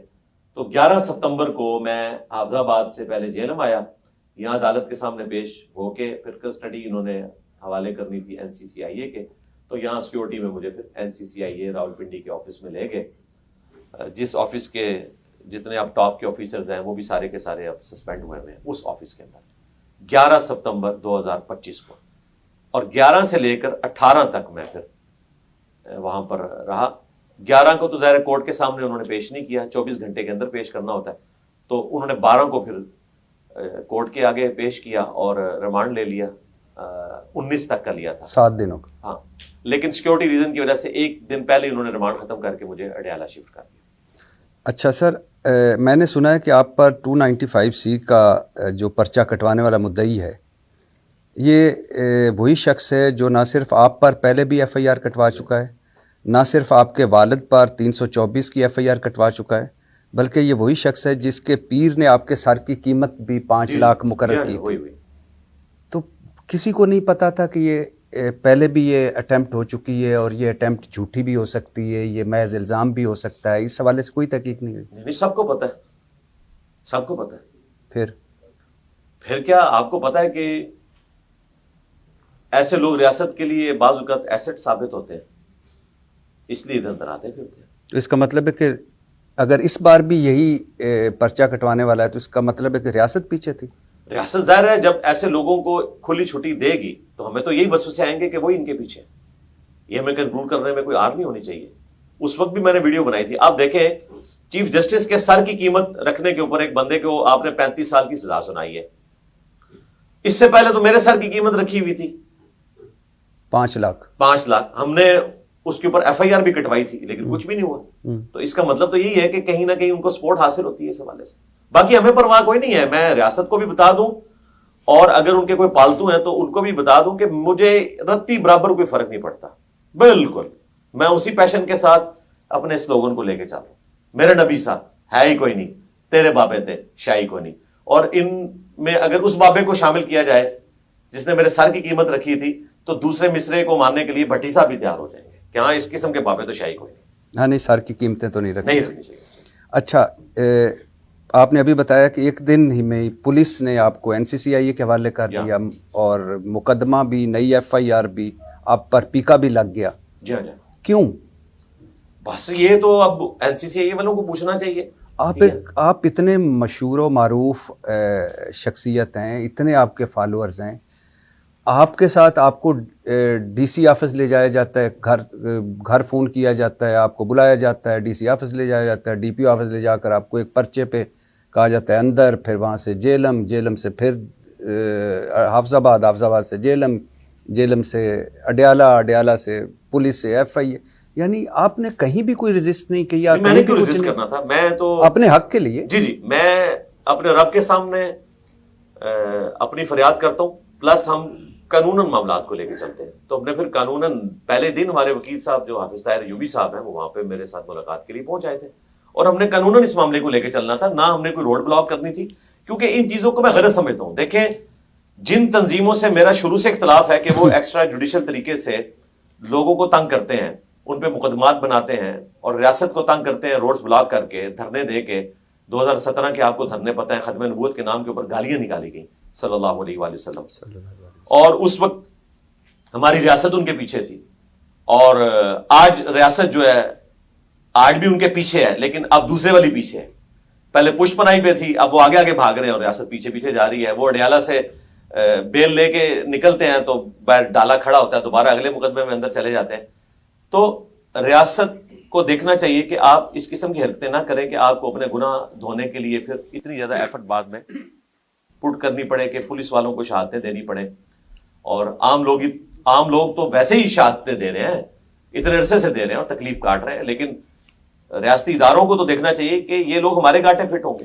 تو ہم نے قانونی راستہ اختیار کیا اور کوئی اور طریقے کو چونکہ میں غلط سمجھتا ہوں، اس لیے میں نے اپنے لوگوں کو سختی سے منع کیا تھا کہ آپ نے کوئی ایسا کام نہیں کرنا. اس پہ میں بعد میں آتا ہوں، لیکن میں حیران اس بات پہ بھی ہوں کہ آپ جب ایف آئی اے کی تحویل میں تھے تب 2.5 ہفتوں کے بعد پہلی دفعہ اگر میں غلط نہیں ہوں تو آپ کے والد آپ سے ملے. ہاں جی، وہ اڈیالہ میں ملے تھے. اڈیالہ میں، یعنی 2.5 ہفتوں کے بعد ملاقات. جی. تو فیملی بھی نہیں مل پا رہی، اور کیا مطلب کیا ہے؟ حوالات میں تو مل سکتی تھی فیملی، میں نے خود ہی منع کیا تھا. اچھا، خود ہاں، میرے اپنے ٹیم ممبرز تو ملے تھے مجھ سے آ کے. اچھا. اور وکیل صاحب بھی ملے تھے. فیملی کو میں نے منع کیا تھا کہ آپ نے یہاں نہیں آنا. میں نہیں چاہتا تھا کہ وہ اس ماحول کو آبزرو کریں اور پوری زندگی کے لیے ان کے دماغ کے اوپر ایک چیز نقش ہو جائے. اور یہ اڈیالہ میں بھی جو میرے والد صاحب یا میرے بیٹے ملنے کے لیے آئے تو یہ میرے منع کرنے کے باوجود ملنے کے لیے آئے. مجھے ایک دن پہلے سپرنٹینڈنٹ صاحب نے بتایا تھا اس طرح ملنا چاہتے ہیں، تو وہ میں نے کہا جی ان کو منع کر دیں. اور ایک دن بعد انہوں نے مجھے بلوا کے ملاقات کروا دی. میں نے کہا میں نے تو منع کیا تھا. انہوں نے کہا نہیں جی ملاقات کر. اچھا، گو کہ معاملہ عدالت میں زیادہ بات نہیں کروں گا، مگر مجھے آج تک جیسے یہ سمجھ نہیں آئی کہ این سی سی آئی اے والے یا ایف آئی اے والے کیوں اسلامی نظریاتی کونسل کے پاس پہنچے. ویسے ہی مجھے آج تک یہ سمجھ بھی نہیں آئی کہ اسلامی نظریاتی کونسل نے فتویٰ کیسے دے دیا. اور فتویٰ بھی یہ کہ اسلامی نظریاتی کونسل کا میں پڑھ رہا ہوں ایک پیرا کہ اسلامی نظریاتی کونسل نے 24 ستمبر کے ضمنی ایجنڈا آئٹم نمبر 2 پر بحث کرتے ہوئے انجینئر محمد علی مرزا کے خلاف ایف آئی آر کے حوالے سے این سی سی آئی اے کے راولپنڈی کے مراسلے پر غور کیا. شرعی اصول و ضوابط کی وضاحت اور تفصیلی غور و فکر کے بعد کونسل نے ابتدائی طور پر درج ذیل فیصلہ کیا. انجینئر محمد علی مرزا فساد فی الارض پھیلانے کے باعث بنے. آپ نے نہ صرف توہین رسالت بلکہ توہین قرآن کے بھی مرتکب ہوئے. آپ پر توہین قرآن کی دفعات بھی شامل کی جائیں. اور این سی سی آئی افسر نے بھی جانبداری کا مظاہرہ کیا، ایک سائیڈ کا، یعنی آپ کی طرف کا پیش کیا سارا کچھ اور دوسری طرف کا نہیں پیش کیا. اور پاکستان کی مسیح برادری کو بھی مراسلہ بھیجا جائے گا اور تحریر طور پر ان کی رائے بھی لی جائے گی. تو اب گو کہ اسلام آباد ہائی کورٹ میں یہ ہے، زیادہ بات نہیں کی جا سکتی، لیکن کیوں گئے این سی سی آئی والے؟ یہ ایک پریکٹس ہے روٹین کی، اور وہاں سے فتوے پہلے بھی دیے جا چکے ہیں. یہ پہلا کیس ہے میرا. جب وہ بھیج رہے تھے تو میں نے ان سے پوچھا بھی ان کو کیوں بھیج رہے ہو، وہاں تو مولوی بیٹھے ہوئے ہیں، وہ تو مجھے شکار کریں گے. میں کہوں گا نا ایک خدا ہے، وہ کہیں گے 2 ہیں.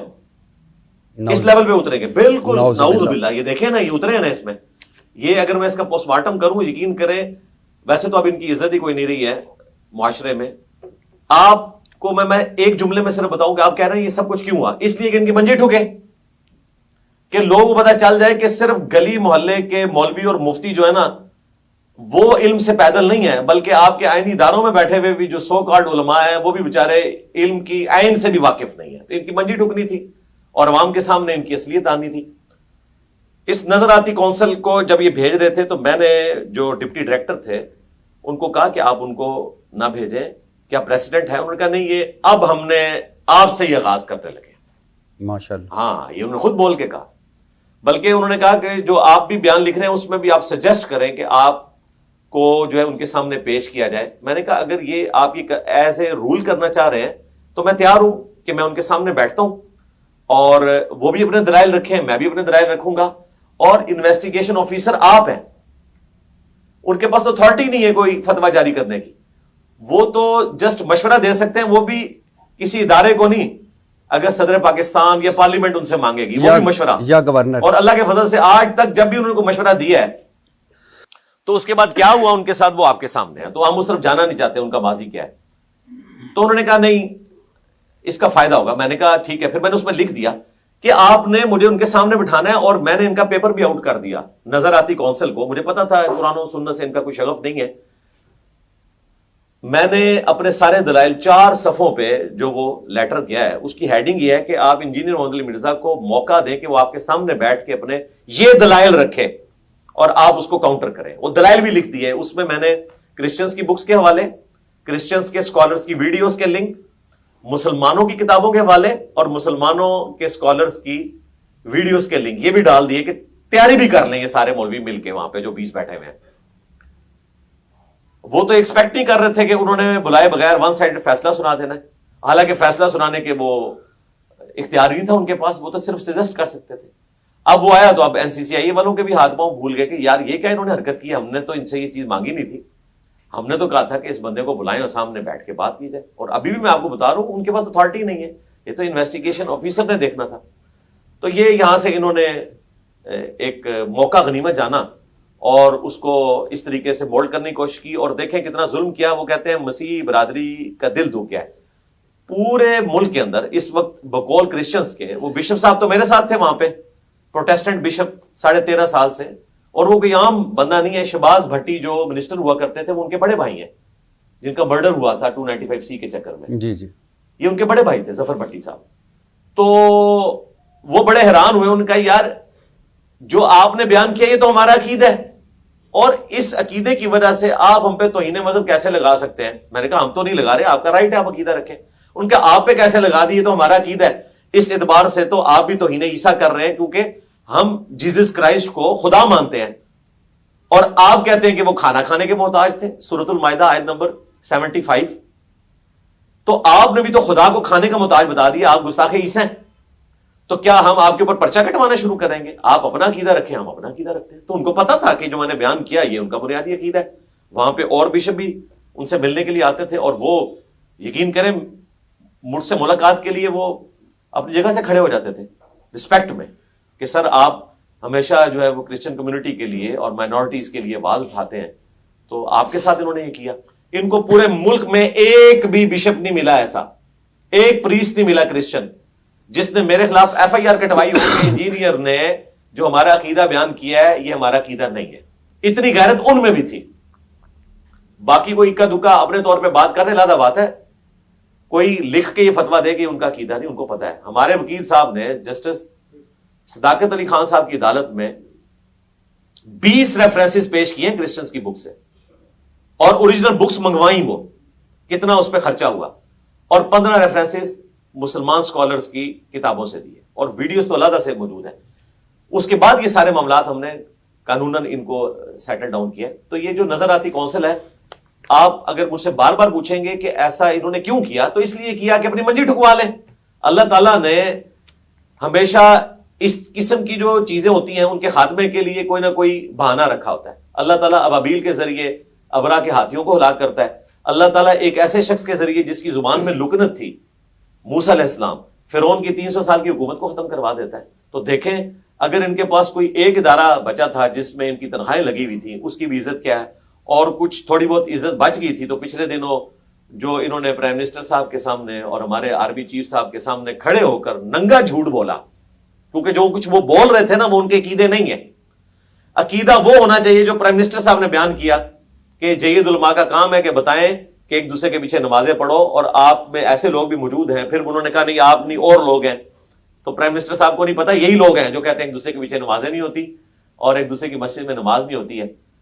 تو اللہ تعالیٰ نے کوئی تھوڑی بہت اگر ان کی بچ گئی تھی تو اس کے بعد ان کی عزت افزائی فرما دیا. اچھا, آپ نے کہا کہ 20 علماء میں سے, اسلامی نجاتی کونسل میں 20 علماء میں سے 17 علماء اس فتوے کے حق میں نہیں تھے, صرف 3 علماء نے یہ فتویٰ جاری کروایا. آپ کو کیسے یہ معلوم ہوا؟ جی ذرائع کے ذریعے پتہ چل گیا نا, ہم رابطے میں تھے, اندر جو بندے بیٹھے ہیں. مثلا میں آپ کو ڈنکے کی چوٹ پہ کہتا ہوں کہ اہل تشیع جتنے ممبرز تھے نا وہ اس حق میں نہیں تھے, کیونکہ وہ تو انہیں مذہب کے ڈھسے میں, وہ تو ان قوانین کے پوائنٹ آف ویو سے بھی اپنی ریزرویشن رکھتے ہیں. آپ کو پتا ہے پچھلے دنوں انہوں نے گستاخ صحابہ کی جو سزا بڑھانے کی کوشش کی, اور وہ صدر پاکستان کے پاس کئی سالوں سے سگنیچر کے لیے پڑی ہوئی ہے. تو میں نے اس وقت بھی کہا تھا کہ گستاخ کی ڈیفینیشن آپ بتائیں نا کیا ہے. آپ کے نزدیک وہ گستاخی ہے, ہمارے نزدیک وہ عقیدہ ہے. آپ کیسے اس کو فرق کریں گے؟ اسی طریقے سے ہمارے نزدیک جو عقیدہ ہے اہل تشیع کے نزدیک وہ گستاخی ہے, پھر کیا کریں گے؟ تو اہل تشیع تو بالکل ایگری نہیں تھے, دیوبند بھی ایگری نہیں تھے, صرف بریلوی مکتب کے جو اس وقت چیئرمین تھے اور ساتھ ایک وہ جو بھائی صاحب جن کی آج کل کافی زیادہ یوٹیوب کے اوپر اور سوشل میڈیا کے اوپر ٹرولنگ ہو رہی ہے, وہ کرتا تھکتا تھے مین. تو دیکھ لیں اللہ تعالیٰ نے ان کو دنیا میں اپنا انجام دکھا دیا. اچھا, جو میرے پاس ہے اس وقت جو اسلامی نجاتی کونسل کا فتویٰ, اس پہ تو 20 لوگوں کے دستخط ہیں. ہاں جی, وہ تو سگنیچر کرتے ہیں نا, جو اینڈ پہ حاضری ہوتی ہے نا, بس اس میں بس وہ جو ایک آپ کو پتا یہاں پہ بھی ایک ڈکٹیٹرشپ اس حوالے سے چل رہی ہے نا, تو اس چکر میں یہ 20 لوگوں نے جو سگنیچر کیے نا, اگر ان 20 لوگوں کو ان میں سے جو میں بندے آپ کو بتا رہا ہوں نا کہ آپ ان علماء سے کہیں نا کہ لادہ آ کے بیان دیں, تو کوئی بھی تیار نہیں ہوگا. جن علماء نے ان کو نامینیٹ کیا ہے نا, امین شہیدی صاحب, جواد نقوی صاحب, جو اہل تشیع کے بڑے علماء ہیں, انہوں نے تو ویڈیو میں آ کے شاہ زیب خانزادہ کے پروگرام میں بتایا کہ اسلامی نظریاتی کونسل نے جو ہے وہی غلط کام کیا.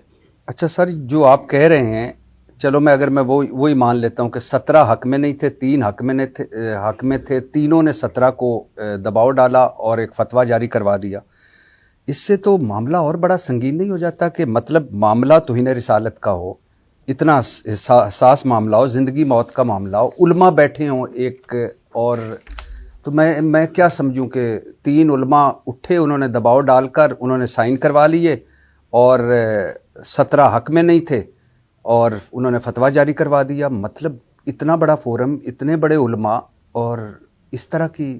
یہ سر بتائیں, انہوں نے اپنی پوری زندگی میں جو اسلامک سو کالڈ نظر آتی کونسل ہے, انہوں نے کون سا خیر کا کام کیا؟ یہ تو سپریم کورٹ کے ایک فیصلے میں بھی لکھا ہوا ہے کہ جب سے یہ بنی ہے انہوں نے کوئی خیر کا کام ان کے حصے میں نہیں آیا. کوئی ایک کام بتا دیں جو انہوں نے خیر کا کوئی کام کیا ہو.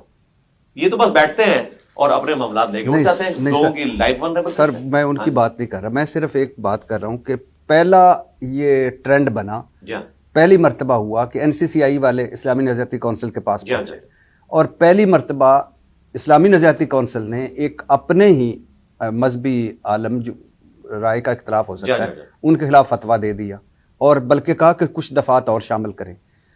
اور پھر آپ کہہ رہے ہیں کہ 17 حق میں نہیں تھے, تو 17 وہ اتنے چپ تھے کہ وہ 3 ان پر بھاری ہو گئے. کیوں؟ بات یہ ہے کہ اپنی پوسٹ کے لیے, جی سیدھی سی بات ہے, نوازے ہوئے لوگ ہیں نا سر, اگر ان کو آخرت کی فکر ہوتا ہے یہ حرکت نہ کرتے. مجرم ہیں وہ 17 بھی مجرم ہیں. اور اس سے اگلی بات, اگر یہ 20 کے 20 بھی میرے خلاف فتویٰ دے دیتے تو بات یہ ہے کہ علمی گراؤنڈز پہ بات ہونی, ان کے اندر اخلاقی جرت ہونی چاہیے تھی نا کہ یہ کہتے جو آپ نے اسٹیٹمنٹ دی ہے, یہ اسٹیٹمنٹ, یہ عقیدہ کرسچنز کے ہاں نہیں پایا جاتا. آپ اس کس بات پہ قائم ہے کہ 17 آپ کے حق میں تھے, 3 خلاف تھے, کہ سارے ہی آپ کے خلاف تھے؟ نہیں, آپ تو پریکٹیکلی تو سارے خلاف ہو گئے نا جب انہوں نے سگنیچر کر دیے. آپ کو کس ذرائع سے پتہ چلا تھا کہ 17 آپ کے؟ ظاہر اندر سے خبر نہیں. مجھے تو اس سے بھی آگے بات پتہ ہے کہ جب مفتی طارق مسعود صاحب کے اوپر مشکل وقت آیا تھا تو ان کے بڑوں نے ان سے رابطہ کیا کہ آپ ہمارے حق میں بھی کوئی فتویٰ دیں, تو وہ کہہ رہے تھے اگر ہماری طرف آئے گا تو ہم نہیں حق میں فتویٰ دیں گے, خلاف ہی دیں گے. تو اس کا مطلب ہے 3 17 پہ بھاری ہو گئے. نہیں, یہ 20 کے 20 ہی جو ہے نا, 20 کے 20 ان کو علم کی کوئی ہوا نہیں لگی ہوئی. ہونا ہی چاہیے. دیکھیں ایک بندے کی اسٹیٹمنٹ سامنے, اسلامی نظریاتی کونسل اتنا بڑا فورم ہے, آپ 20 علماء کو کہہ رہے ہیں ان کو سرکار ہم علم کی ہوا نہیں لگی. تو ان کے بڑوں کا لیول ہی بتا رہے ہیں. اب دیکھیں میں آپ کو بتاتا ہوں, اس کے ہیڈ جو ہے راغب نعیمی صاحب ہے نا. جی سر, آپ چیئرمین ہوئی. دیکھیں ان کے باپ دادا کو دیکھیں, ان کی کتنی کنٹریبیوشن ہے اس ریاست کے لیے. خود کش حملوں کے خلاف انہوں نے فتوے دیے, اور میں راغب نعیمی صاحب سے بالکل ایکسپیکٹ نہیں کر رہا تھا کہ یہ اس قسم کی کوئی حرکت کریں گے, کیونکہ میں سمجھ رہا تھا کہ یہ اپنے باپ دادا کی لیگیسی کو لے کے چلیں گے, لیکن ایسا نہیں ہوا. وہ تب کے اپنے پیچھے, ان کے بھی پیچھے جو بڑے ہیں ان کے معاملہ 295C کا ہے, اور سر 295C کا نہیں ہے, ایک عالم کا معاملہ ہے سرکار. معاملہ ہے انسان کا معاملہ ہے ان کے فرقوں کی میت کا. سر فرقے کیسے, اوپر تو اللہ رسول اور قرآن ہے نا, فرقے تو نیچے ہیں نا. یہ تو عام بندے کے لیے. مجھے آپ یہ بتائیے کہ عام بندہ میت کی چرپائی کو مسجد میں دیکھ کے ڈر جاتا ہے, اور مسجد کا مولوی اسی چرپائی کے اوپر ایک اپنے اسٹوڈنٹ کے ساتھ منہ کالا کر لیتا ہے. تو اب آپ مجھ سے یہ پوچھیں گے کہ ہم تو یار اس کو رات کے اندھیرے میں چرپائی کو مسجد میں پڑا ہوا دیکھ کے ڈر جاتے ہیں, تو مولوی یہ کیسے کر لیتا ہے؟ مولوی کس طرح چندے میں سے چوری کر لیتا ہے؟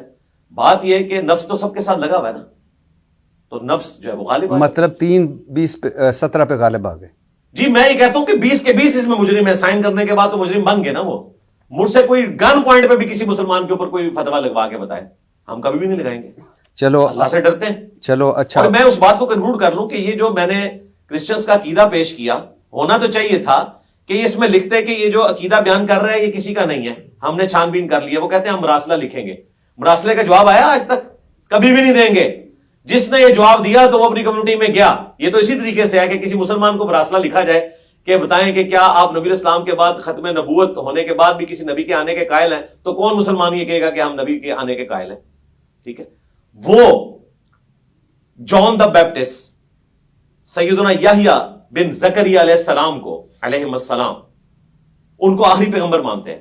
जीसस क्राइस्ट को तो पैगंबर नहीं ना मानते, उनको तो खुदा मानते हैं, वो आखिरी पैगंबर मानते हैं उनको, उनके बाद वो किसी को पैगंबर नहीं मानते, और वो क्या कहते हैं वो उनकी किताबों में लिखा हुआ है। इसीलिए आज तक किसी का कोई इस एतबार से इनके पास मरासले का जवाब नहीं आया, इन्होंने पता नहीं भेजा भी होगा कि नहीं भेजा, जवाब नहीं आएगा, और मैं आपको प्रिडिक्ट कर रहा हूं कभी भी नहीं आएगा। कोई क्रिश्चियन डोमिनेंट बिशप सामने आके इस अकीदे का इनकार नहीं करेगा। इसमें बात यह होनी चाहिए थी कि इंजीनियर साहब ने ये बात करके क्रिश्चियंस को वनरेबल कर दिया, ये इतराज हो सकता था, और वनरेबल नहीं किया, उनको भी पता है वनरेबल नहीं किया। हम तो इस्लाम की टॉलरेंस बता रहे थे कि इस्लाम इसके बावजूद क्रिश्चियन औरत के साथ निकाह की इजाजत देता है। अगरचे नबी इस्लाम ने गज़वा तबूक क्रिश्चियंस के खिलाफ लड़ने के लिए गए थे, वो तो हो नहीं सकी। उसके बाद जंग यरमूक सैयदना उमर के दौर में क्रिश्चियन के खिलाफ हुई। उसके बाद कई सौ साल तक सलीबी जंगें होती रही। वो इसलिए होती रही कि वो नबी इस्लाम को पैगंबर मानते थे, अगर मानते होते तो झगड़ा खत्म हो जाता। आज ये लोग कह रहे हैं जो मानते हैं, नासिर मदनी साहब हमारे बड़े करीबी दोस्त हैं, अहले हदीस आलिम हैं, उनको भी इन्होंने जोर लगाया कि आप इंजीनियर के खिलाफ जो है वो फतवा दें। उन्होंने कहा मुझे किसी क्रिश्चियन बिशप से ये फतवा लेके दे दें कि वो नबी इस्लाम को पैगंबर मानते हैं, तो मैं अगले दिन बयान जारी कर दूंगा और 1 करोड़ रुपया भी दूंगा, और टाइम क्या बता है। इनको पता था, वहां तुम तालमून की जानते तो थे, इनको पता था जो कुछ इंजीनियर साहब बयान कर रहे हैं वो बिल्कुल दुरुस्त है। हाँ, अगर मेरा अकीदा वो होता तो फिर मेरे ऊपर तो ही लगती, मैं तो किसी का अकीदा कोट कर रहा हूं। और मैं आपको बताऊं, कुरान पाक में सूरतुल फुरकान में नबी इस्लाम के बारे में आया है कि ये काफिर कहते हैं कि ये जादूगर है, इस पर जादू हुआ है, ये अगले लोगों की कहानियां बयान करता है, इससे परेशान ख्वाब आते हैं। सूरतुल अंबिया में है, हत्ता के सूरतुल मुनाफिकून में आया कि अब्दुल्ला इब्ने उबई ने कहा कि मैं सबसे इज्जत वाला शख्स जब मदीने में दाखिल होऊंगा तो मदीने के सब इंसान को वहां से निकाल दूंगा। इतने सख्त अल्फाज नबी इस्लाम के लिए इस्तेमाल किए, कुरान में कोट हुए। अब ये अगर कोई जुमले कोट करेगा तो क्या कुरान पाक में 295C लगाएगा जब आप कुफर का अकीदा बयान कर रहे हैं?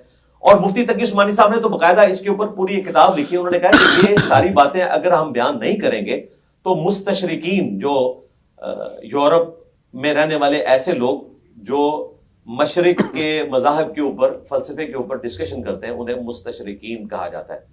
उनके एतराजात के जवाब कैसे देंगे जब तक हम वो एतराजात नकल नहीं करेंगे? और ये अल्लाह की सुन्नत है उन एतराजात को नकल करके उसका जवाब देना। तो हम जो जवाब देने वाले एंड के ऊपर बैठे हुए हैं और फिर हम ये सारी चीजें बयान कर रहे हैं, इस तरीके से अगर पकड़ना शुरू करेंगे, मैं आपको बताऊं इनके उलमा जो है ना, जिन बुजुर्गों के साथ अपने फिरकों को मंसूब किए हैं, उन्होंने तो डायरेक्ट ये बातें की हुई हैं।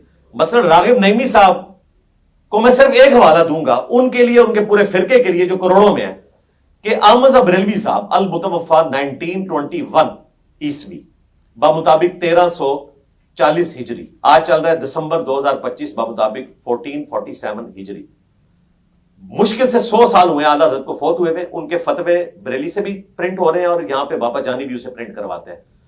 उन्होंने सुबहान अस्सुबूह किताब लिखी है और फतावा रज़विया में देवबंद और अहले हदीस का रद्द करते हुए दोनों को कंबाइंड वहाबी का है, और डायरेक्ट कहा कि वहाबियों का खुदा। उसके बाद गालियां निकालनी शुरू कर दी। कौन कौन सी गाली निकाली? चोर, जिनाकार, और दुनिया जान की कोई गाली कोई एक बाजारी आदमी दे सकता है ना, वो सारी गालियां लिखी और कहा वहाबियों का खुदा ये है, वहाबियों का खुदा ये है, वहाबियों का खुदा ये है। डायरेक्ट कहा, ये नहीं कहा कि काफिर कहते हैं वहाबियों का खुदा ये है, खुद उन्होंने वहाबियों के खुदा को गाली दी। ये एक हवाला मैं दे रहा हूं, मैं तो अंबार लगा सकता हूं हवालों के, एक दे रहा हूं, और इनकी पूरी जुर्रियत को चैलेंज है कि बताएं इसके ऊपर 295A, B, C तीनों नहीं लगती है, जो डायरेक्ट गाली निकाल रहा है। तो हो सकता है किताब बदल गई हो सकता है किताब का हवाला बदल गया हो। जनाब आप किताब, आप तो बुजुर्ग बदल ली है इन्होंने। हमने जब शेख अब्दुल कादिर जिलानी से रफुल यदैन साबित किया रुकू में जाते वक्त और रुकू से उठते वक्त गुनियतुत तालिबीन से, तो इन्होंने कहा गुनियतुत तालिबीन वाले अब्दुल कादिर जिलानी और हैं, हमारे अब्दुल कादिर जिलानी और हैं। इन्होंने तो हमारे डर से अपना बाबा ही बदल लिया है। पहले किताबें बदलती थी, अब बाबा भी बदलने शुरू कर दिए हैं। अल्हम्दुलिल्लाह। अच्छा सर, इस्लामी नजाती काउंसिल से आगे हैं। एक दिन हम सुनते हैं कि एक पंजाब का सरकारी इदारा है कुरान बोर्ड, वो भी फतवा दे देता है कि हम समझते रहे कि ये कुरान बोर्ड तो कुरान पाक की अशात का इदारा है। जी इसी के। लेकिन फतवा आ गया वहां से भी कि आप बदतरीन गुस्ताख हैं और फसाद फिल अर्ज़ के मुर्तकिब हुए हैं। ये क्यों और कैसे हुआ? ये इसलिए हुआ कि इनके फिरकों की मंजी मैंने ठोकी हुई थी। इनमें जो एक मेन बंदा वही है कि जिसने प्राइम मिनिस्टर के सामने तकरीर की और सबसे ज्यादा जिल्लत कमाई उसने। वो एक टीवी प्रोग्राम में फिरका वारियत के ऊपर डिस्कशन कर रहे थे और वो बड़े अपने आप को चैंपियन बना के पेश कर रहे थे कि पैगाम पाकिस्तान जो है ना वो मैंने लिखवाया है, تو میں نے کہا اس میں یہ جملہ لکھا ہوا ہے کہ تمام فرقوں کو چندہ دینا جائز ہے, تمام کے پیچھے نماز پڑھنا جائز ہے, اور ایک دوسرے کی مسجد میں جا کے آپ اماموں کے پیچھے نماز پڑھ سکتے ہیں, ایک دوسرے سے نکاح بھی کر سکتے ہیں, بریلوی, دیوبندی, اہل حدیث اور شیعہ. کہتے ہیں جی یہ تو نہیں لکھا ہوا. تو میں نے کہا آپ کا پیغام پاکستان میں کچھ بھی نہیں لکھا ہوا اگر یہ نہیں لکھا ہوا. اور دیکھیں میری کرامت ظاہر ہوئی ہے, پرائم منسٹر نے سیم یہی تقریر کر دی ہے. پرائم منسٹر صاحب سے میں ریکویسٹ کروں گا اپنی تقریر جو ہے پیغام پاکستان میں داخل کروائیں. میں دیکھتا ہوں کون مولوی سائن کرتا ہے. لوڈی میں داڑھی پہ ہاتھ پھیر کے کہہ رہا ہوں کوئی مولوی سائن نہیں کرے گا, کیونکہ ان کے بڑوں نے لکھا ہوا ہے. احمد صاحب بریلوی صاحب کو, ہم راغب نعیمی صاحب کے بزرگ کو ڈسکس کریں گے, انہوں نے احکام شریعت میں لکھا ہے کہ جو بریلوی کے سوا فرقے ہیں جتنے, دیوبندی, اہل حدیث, شیعہ اور قادیانی کافروں کو اس کے ساتھ ذکر کیا, یہ 1,00,000 دفعہ بھی اللہ کا نام لے ذبیحہ مردار رہے گا. یہ سب کے سب مرتد اور واجب القتل ہے. البتہ یہود و نصارہ کا ذبیحہ حلال ہے. یہ اعلیٰ حضرت نے لکھا ہے جس کے اوپر پورا فرقہ کھڑا ہے. اور باپا جانی جن کو ہماری بھولی بالی ایجنسیاں انورٹڈ کاما میں ہر سال امن کا پرائز دیتی ہیں پاکستان میں, یہ ان کے مکتبے سے کتاب پرنٹ ہو رہی ہے. اب اگر میں ان کاموں پہ آ جاؤں تو باپا جانی کو بھی میں توہین مذہب میں اندر کروا سکتا ہوں, لیکن ہم یہ توہین کھیلنا نہیں چاہتے. اور ملفوظات اعلیٰ حضرت بھی پرنٹ کر رہے ہیں, ان کے اپنے بیٹے نے جمع کیا ہے. اس میں انہوں نے لکھا ہے, جب ان سے پوچھا گیا اعلیٰ حضرت سے کہ بتائیں کہ وہابیوں کے پیچھے نماز پڑھ سکتے ہیں, ان کہتے ہیں ان کی تو اپنی نماز نہیں ہوتی, نہ ان کی نماز نماز ہے نہ جماعت ہے. ان کا ان کی مسجد میں الگ سے پڑھ سکتے ہیں. انہوں نے کہا کفار کی مساجد مثل گھر کے ہیں, کافر کہا ڈائریکٹ, دیوبند کو, اہل حدیث کو. اندازہ کریں یہ لوگ وہ ہیں اور آج یہ ہمیں آ کے مشورے دے رہے ہیں. تو قرآن بورڈ جو ہے نا اس میں ایک بندہ وہ بھی بیٹھا ہوا تھا, تو میں نے اس سے جب یہ بات کی تو اس نے خار اپنے دل میں رکھی تھی. اب اس کے بعد جب موقع آیا تو اس نے اپنی وہ نکال دی. حالانکہ ان کا کام یہ ہے کہ صرف زبر زیر چیک کریں, یہ ترجمہ چیک بھی نہیں کر سکتے. الٹا ایک بات بیان کرنے کے اوپر فتویٰ دینا تو دور کی بات, ان کے پاس یہ بھی اتھارٹی نہیں کہ ترجمہ چیک کر سکیں. یہ صرف قرآن کے عربی ٹیکسٹ کو چیک کر سکتے ہیں, اور ترجموں پہ آئے نا تو یہ ساروں کے ترجمے فارغ ہو جائیں گے جو قرآن میں انہوں نے تعریف کی ہوئی ہے.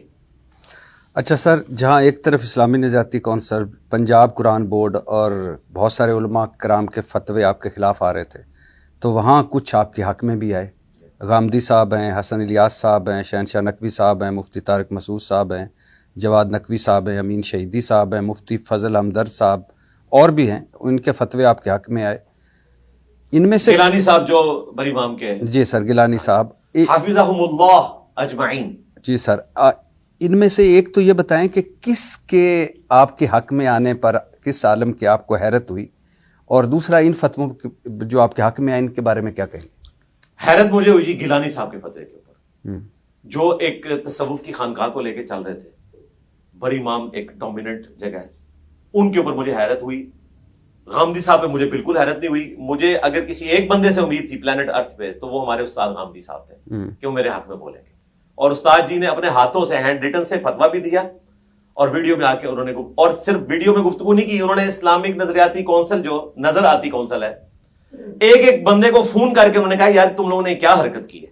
ہر لیول کے اوپر انہوں نے ماشاء اللہ تعالیٰ ایفرٹ پٹ کی. اس کے بعد اگر مجھے کسی سے امید تھی نا تو مفتی طارق مسعود صاحب سے, کیونکہ مجھے پتا تھا کہ جب ان کے اوپر توہین مذہب لگی تھی تو میں ان کے دفاع میں کھڑا ہوا تھا.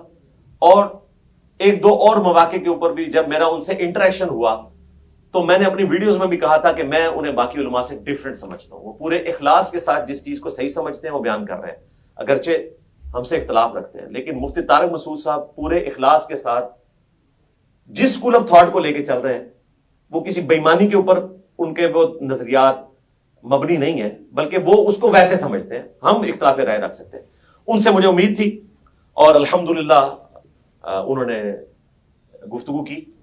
رہا صحافی زراعت میں تو ظاہر پہلے نمبر پہ مجھے آپ سے امید تھی, کیونکہ آپ نے مجھے ظاہر و باطن میں اس اعتبار سے دیکھا ہے, ان کیمرہ بھی آن کیمرہ بھی.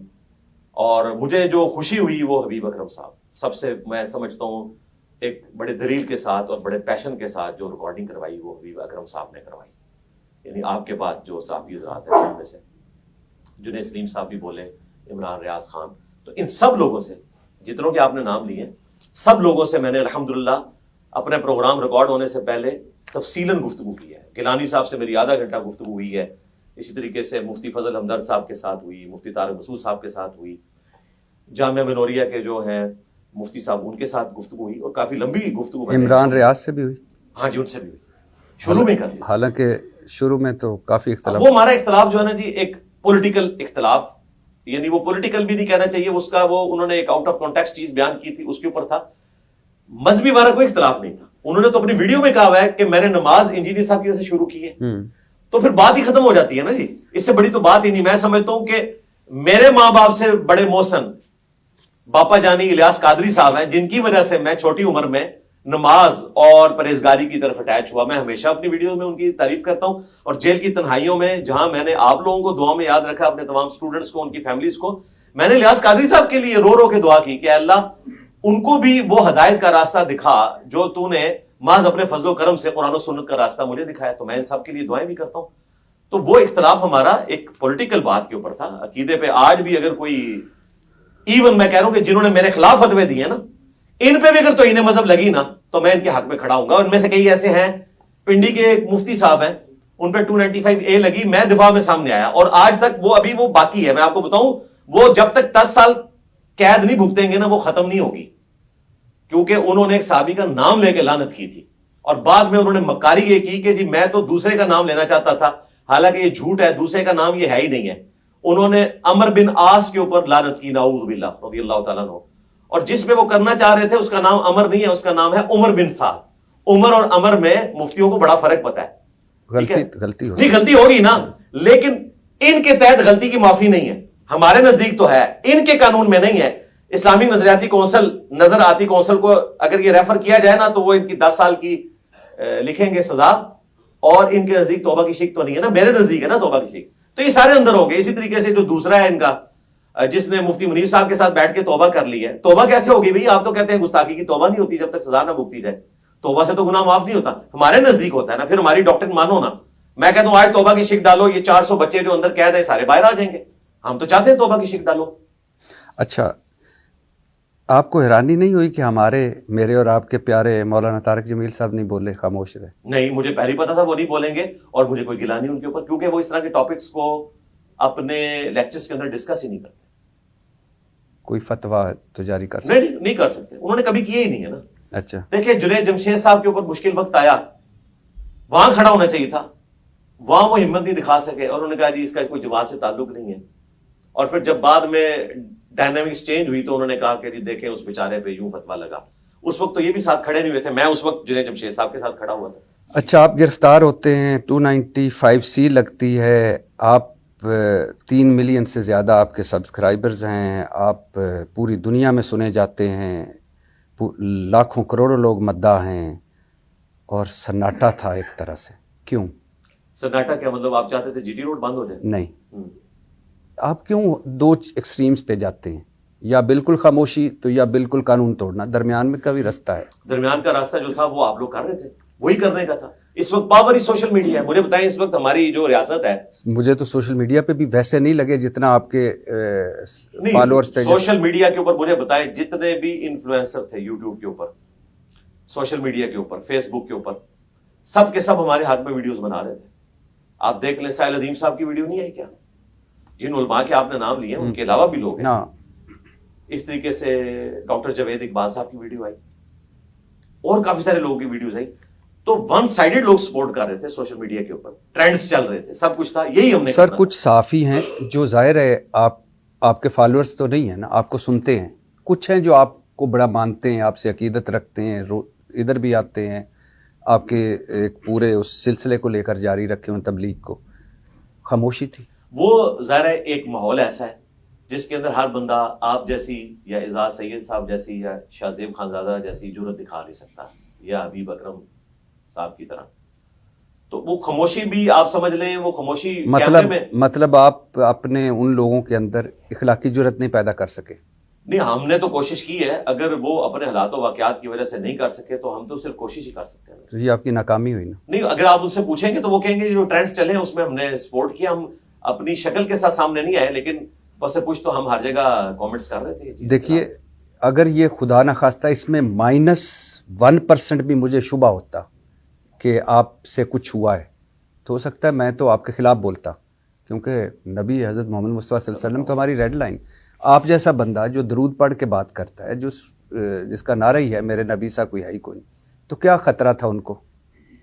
یہ تو انہیں سے پوچھا جا سکتا ہے. اور میں اس میں ایک چیز اس کو ریبٹل کر دوں, جو آپ نے کہا نا کہ اگر کوئی ایسا ہوتا, آپ سے کوئی ایسی جینوئن چیز بھی ہوتی نا, تب بھی میں آپ کے خلاف ویڈیو نہ بناتا.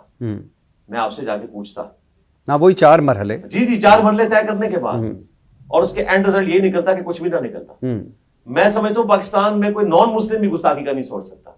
आज तक नॉन मुस्लिम्स के ऊपर भी जितने ये लगे हैं ना, एंड पे जाके सुप्रीम कोर्ट में फारिग हुई हैं चीजें, और कई चीजें तो हमें पता है, ये खुद भी मानते हैं।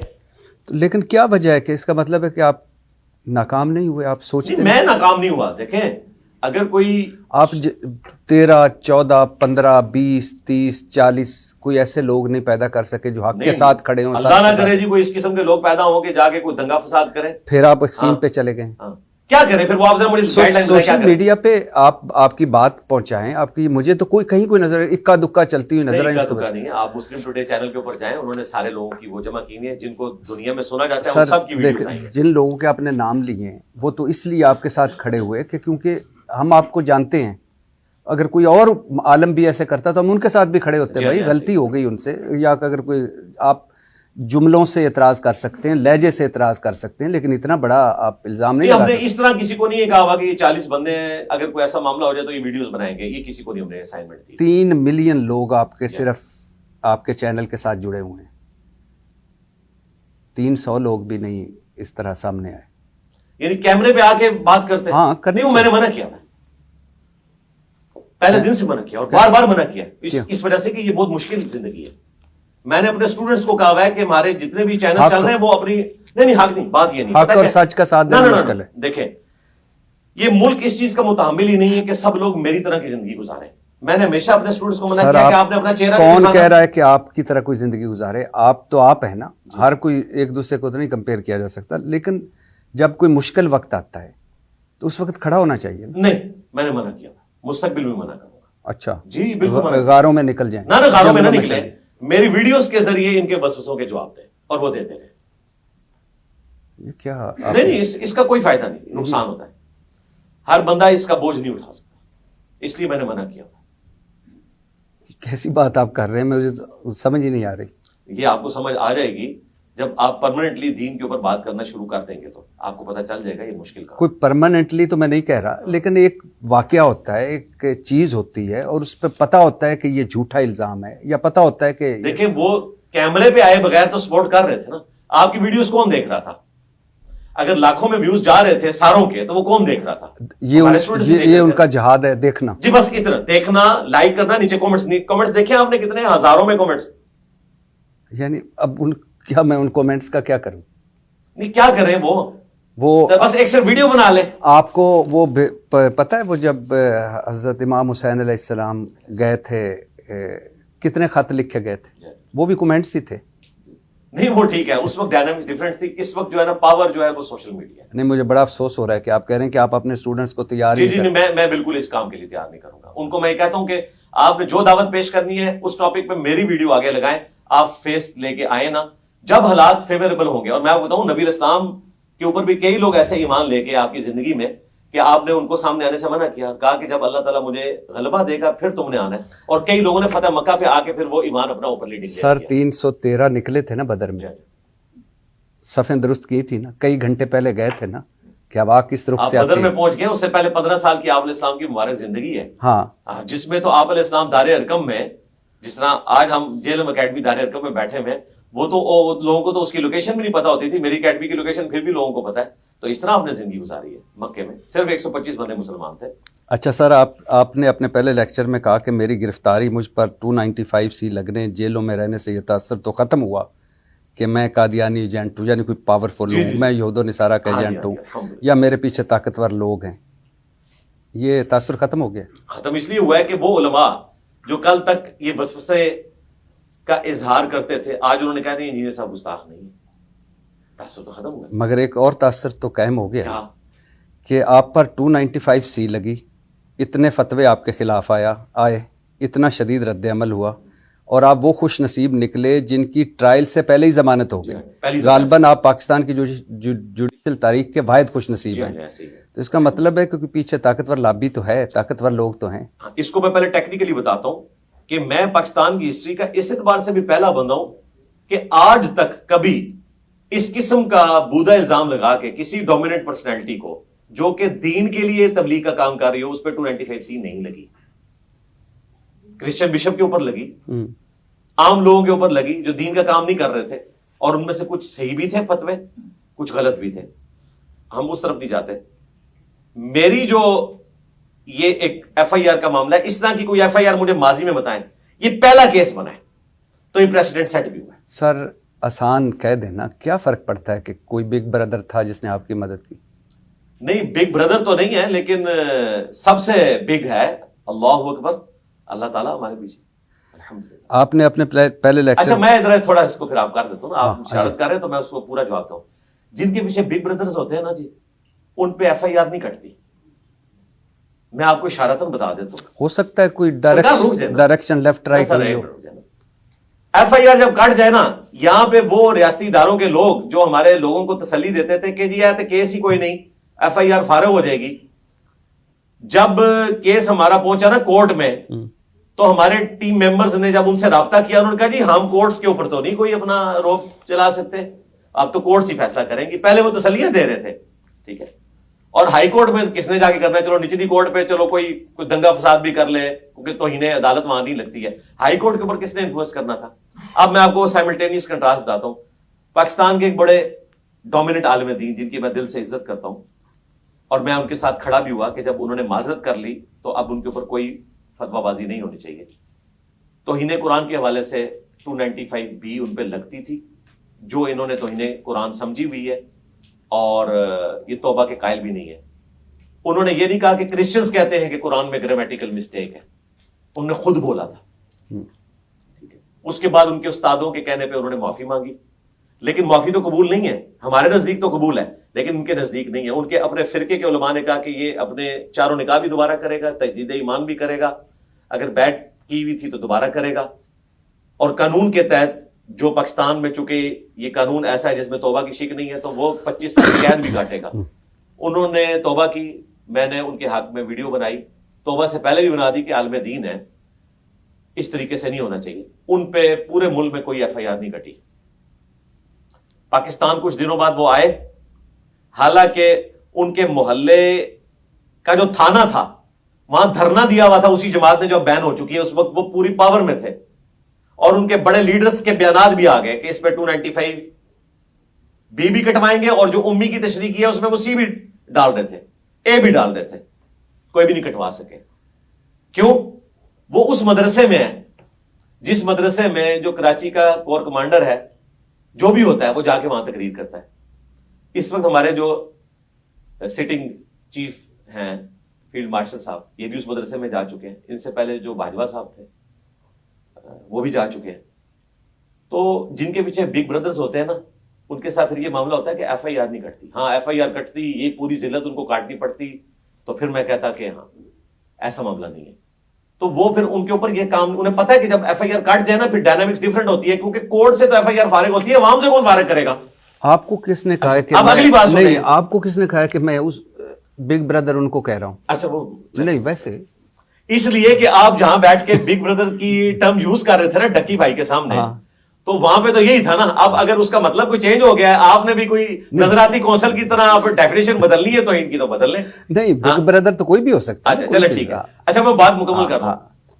ہمارے ایک اسٹوڈنٹ ڈائریکٹر لیول کے, وہ پاکستان کے ایک ڈومیننٹ سٹی میں اس وقت ڈائریکٹر تھے, ان کے پاس کتنی اپلیکیشن گئی کہ 295 بی اور سی کاٹی جائے انہی عالم دین کے اوپر, توہین قرآن اور توہین رسالت میں. انہوں نے وہ اپلیکیشن ان کے منہ پہ ماری کہ میں کسی عالم دین کے اوپر اس قسم کی نہیں لگنے دوں گا, اور یہ بات انہوں نے مجھے خود بتائی, اور کہتے ہیں دیکھ لیں انجینئر صاحب یہ آپ کی تربیت ہے. حالانکہ مجھے پتا ہے کہ آپ کا اور ان کا آپس میں سوشل میڈیا پہ چلتا رہتا ہے, لیکن آپ نے ہمیں یہ سکھایا ہے کہ یہ توہین مذہب کے قانون کو اس طریقے سے یوز کرنا یہ اسلام کی بدنامی ہے.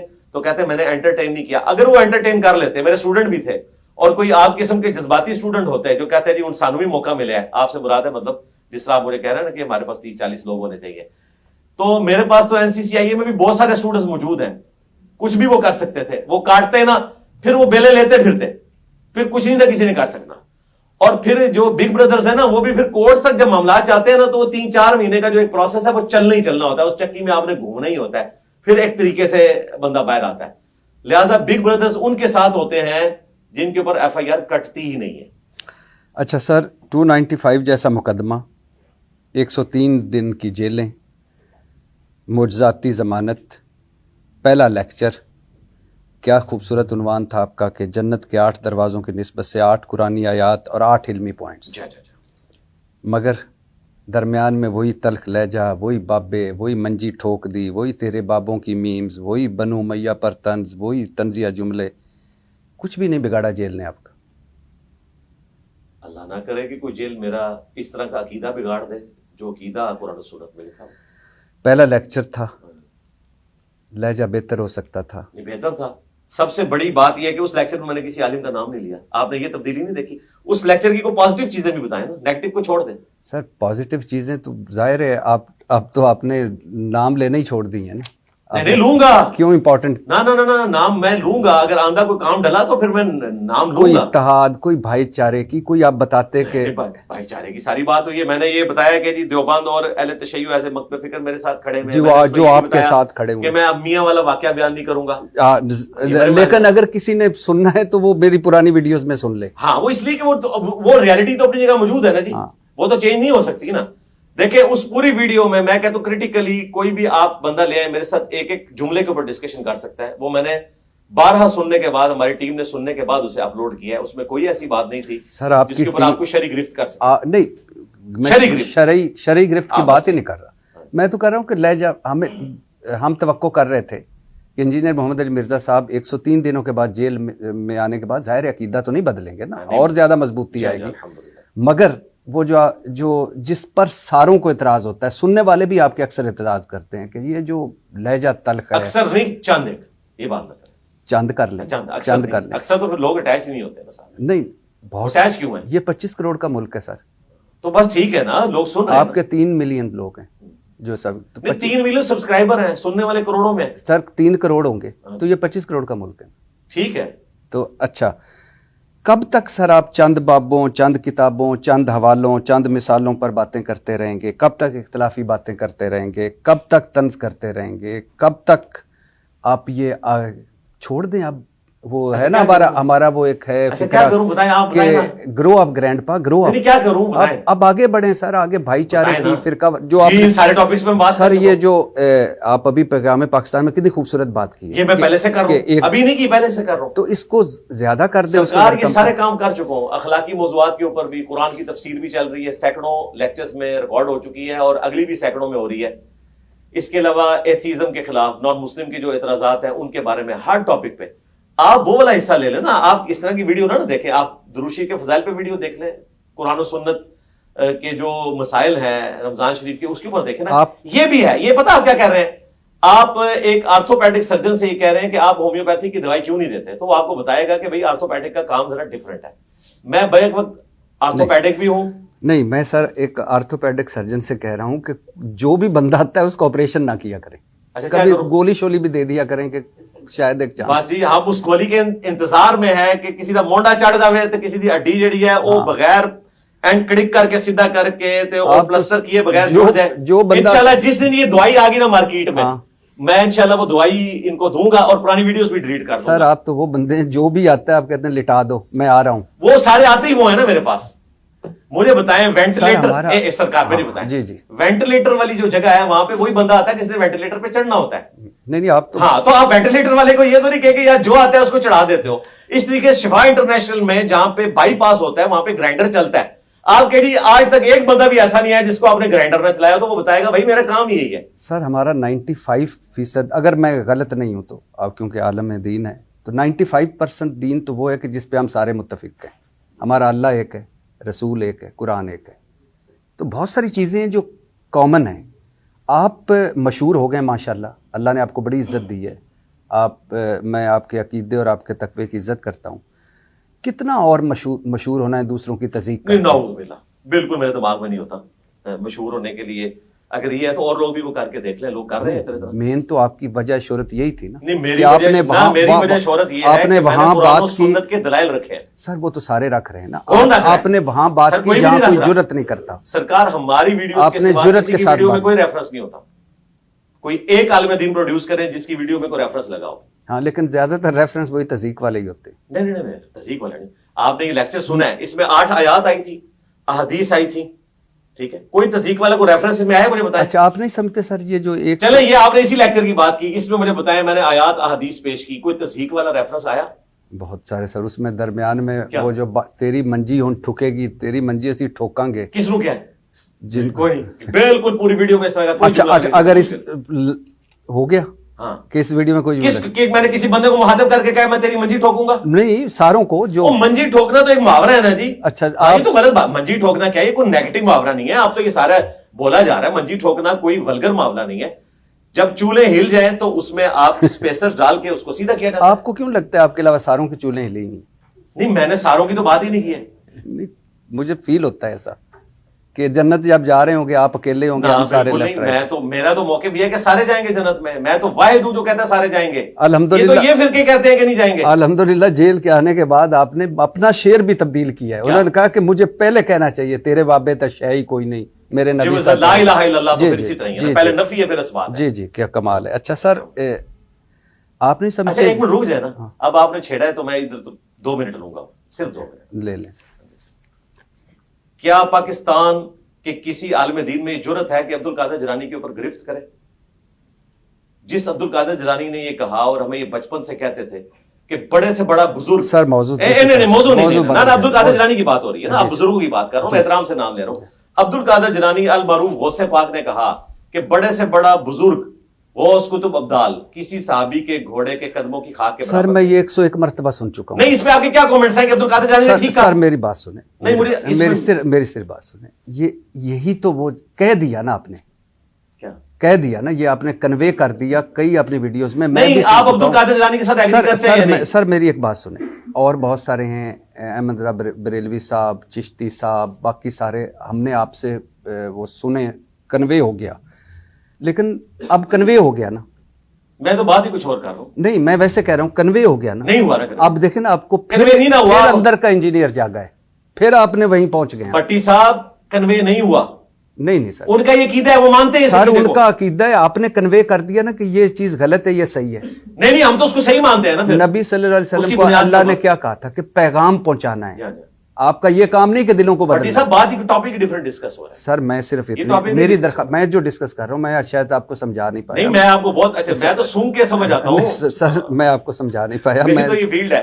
اچھا سر, میں آپ یہ نہیں سمجھتے کہ جو آپ کچھ لوگوں کی تذیق کرتے ہیں یا تذیقیہ جملے بولتے ہیں, مناسب بات بھی ہو سکتی ہے, یہ 103 دنوں کی جیل جو ہے یا قید ہے, یہ اسی کا نتیجہ ہے. کسی کا دل دکھا ہو, کسی کی بد دعا لگی ہو, اور جو باہر نکلوں وہ کس چیز کا نتیجہ ہے؟ بگ بردر تو نہیں ہو سکتا. نہیں ظاہر ہے جب آپ نے لیٹ کرنا ہے تو وہ 103 دن میں ہماری جو دعوت ہے وہ کہاں کہاں پہنچی.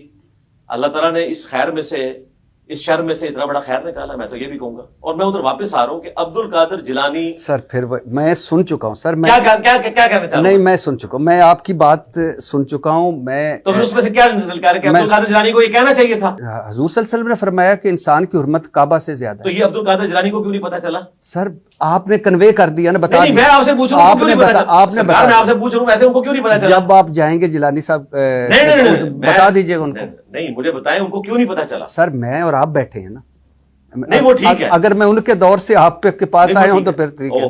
میں ویسے پوچھ رہا ہوں کہ انہیں کیوں نہیں پتا چلی یہ وہ بات ہے. سر میں کہہ رہا ہوں کہ اب میں آپ کو یہ بتانا چاہ رہا ہوں کہ ان لوگوں کو یہ باتیں اس لیے نہیں پتا تھی کہ کاش انہوں نے قرآن و سنت پڑھا ہوتا. سر میں آپ کی نہیں, میں تو خیر یہ بھی نہیں کہہ سکتا کہ کسی نے نہیں پڑھا, کسی نے نہیں پڑھا. میں تو نبی صلی اللہ علیہ وسلم, ہمارے تو سب سے بڑے بابے حضرت محمد مصطفیٰ صلی اللہ علیہ وسلم. اچھا سر, انسان کے سیکھنے کا عمل جاری رہتا ہے, آپ پرفیکٹ نہیں ہیں, کوئی نہیں پرفیکٹ ہو سکتا, بالکل آپ سے بھی غلطیاں ہو سکتی ہیں, بالکل. تو کیا پتا کسی کی بد دعا لگی ہو.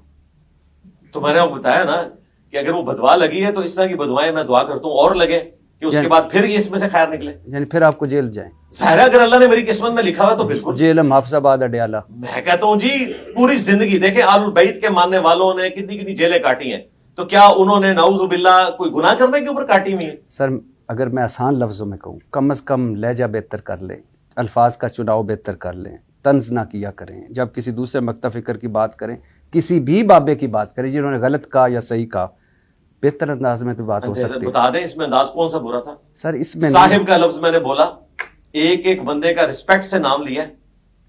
اچھا سر, میں پھر ایک مرتبہ آپ کو نئے سرے سے سمجھاتا ہوں. آپ نے خود کہا کہ آپ پر 9 حملے ہوئے, ٹھیک 295C کا مقدمہ بھی ہو گیا, 103 دن کی جیلیں بھی ہوگی, 3 جیلیں ہو گئی.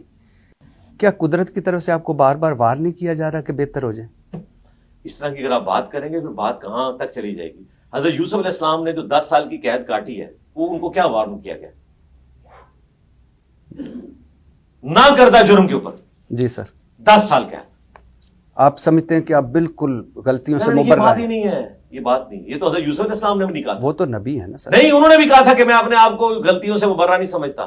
13واں پارہ سٹارٹ اس سے ہو رہا ہے. ہاں, میں آپ کو بتا رہا ہوں کہ کسی کے پاس کوئی وحی آتی ہے کہ جس کی بنیاد پہ یہ ڈیسائیڈ کر سکتا ہے کہ اس شخص کو غلطیوں کی وجہ سے اندر جانا پڑا ہے. میرے پاس تو نہیں آتی ہے. اگر آپ میں سے یا آپ کے جن بزرگوں کا آپ بات کر رہے ہیں ان میں سے کسی کے پاس کوئی اس طرح کا تھرمامیٹر ہے جس میں وہ چیک کر کے بتائے کہ اس وجہ سے کوئی بندہ جیل میں جاتا ہے, ٹھیک ہے, تو پھر آزمائش کیا ہوتی ہے؟ آزمائش یہ ہے کہ اللہ تبارک و تعالیٰ انسان کو تکلیف کے ذریعے آزماتا ہے.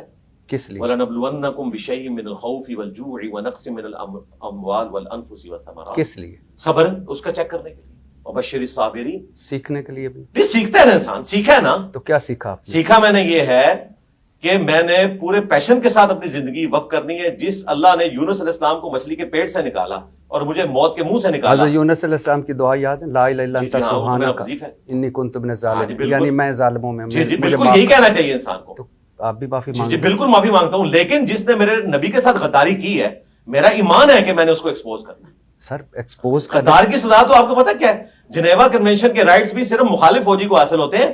اگر یہ سارے بزرگ کافر ہو جائے نا تو میں ان کے بارے میں کوئی بات نہیں کروں گا. مسلمان ہو کے کسی کو غداری نہیں کرتا. پھر الحمدللہ آپ نے سرٹیفکیٹ نکال لیا.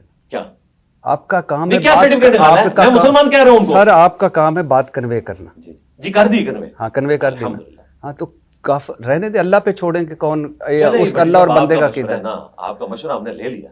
لے لیا؟ لے لیا. بڑی مہربانی. میں نے کرنا وہ ہے جو قرآن و سنت میں لکھا ہوا ہے. نہ اپنی ماننی ہے نہ آپ کی ماننی ہے. سر میں کون ہوتا ہوں جو یہ کہوں؟ ہاں تو لیکن میں کہہ رہا ہوں الفاظ بہتر کر لیں. الفاظ بالکل بہتر تھے. آپ ایک لفظ ڈکشنری میں میرا غلط نہیں نکال سکتے. میری اس پوری تقریر اگلی مرتبہ میں آؤں گا نا تو 5 لیکچر پہ. نہیں, یہ والا لیکچر کی آپ نے بات کی ہے نا, یہ لیکچر میں نے جو دیا ہے نا, اس میں آپ نے قرآن و سنت کی روشنی میں وہ جو 20 ہے نا نظراتی کوسل کے لوگ, ان کو بھی ساتھ بٹھائیں کو کہ اس نے تو چیلنج دیا ہے, وہ اعلانیہ میں اس سے توبہ کرواؤں گا. قرآن و سنت کی روشنی میں یہ جملہ غلط ہے.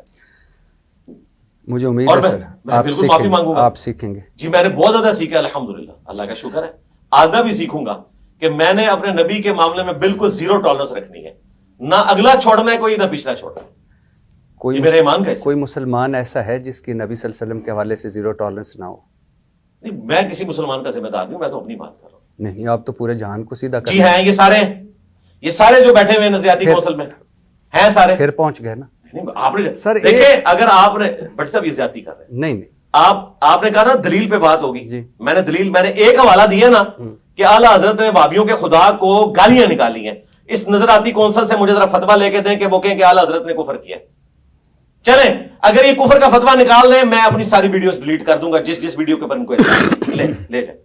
سر بات ہی ختم ہوگی بھٹی صاحب.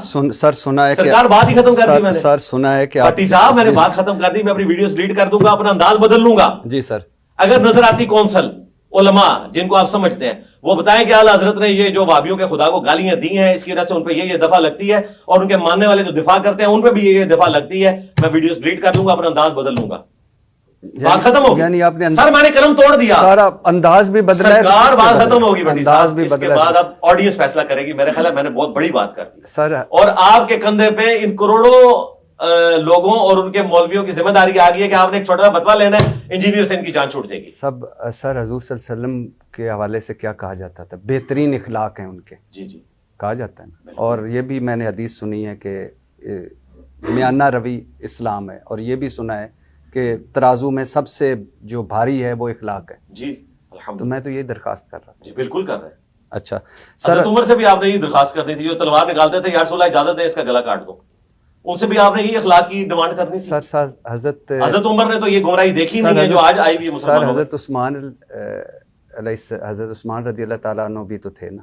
نہیں تو ہم, آپ نے اسی لیکچر میں کہا کہ انہوں نے کہا کہ ان کے پیچھے نماز پڑھ لیں جو نیک کام. تو نماز تو ہم پڑھ رہے ہیں نا. نہیں میں ویسے کہا برائی میں لگ رہو. ہاں برائی میں لگ تو ہم برائی میں لگ گئے نا. ہاں لیکن نیکی میں ساتھ دے رہے ہیں, چندے کو دے رہے ہیں, میں نے کو مسجد اپنی لاتا بنائی, صرف برائی میں لگ ہو رہا ہوں. ان کی برائی یہ ہے کہ یہ کہتے ہیں کہ جی وہابی کافر ہے. میں کہتا ہوں نہیں, وہابی مسلمان ہے. یہ کہتے ہیں جی شیعہ کافر ہے، میں کہتا ہوں شیعہ مسلمان ہے، میں برائی میں شریک نہیں ہوں اللہ کی مدد سے۔ اچھا سر، سنا ہے کہ آپ جیل میں لمبی پلاننگ کر چکے تھے اور آپ کو لگ رہا تھا کہ 2 سال 3 سال آپ کو رہنا پڑے گا۔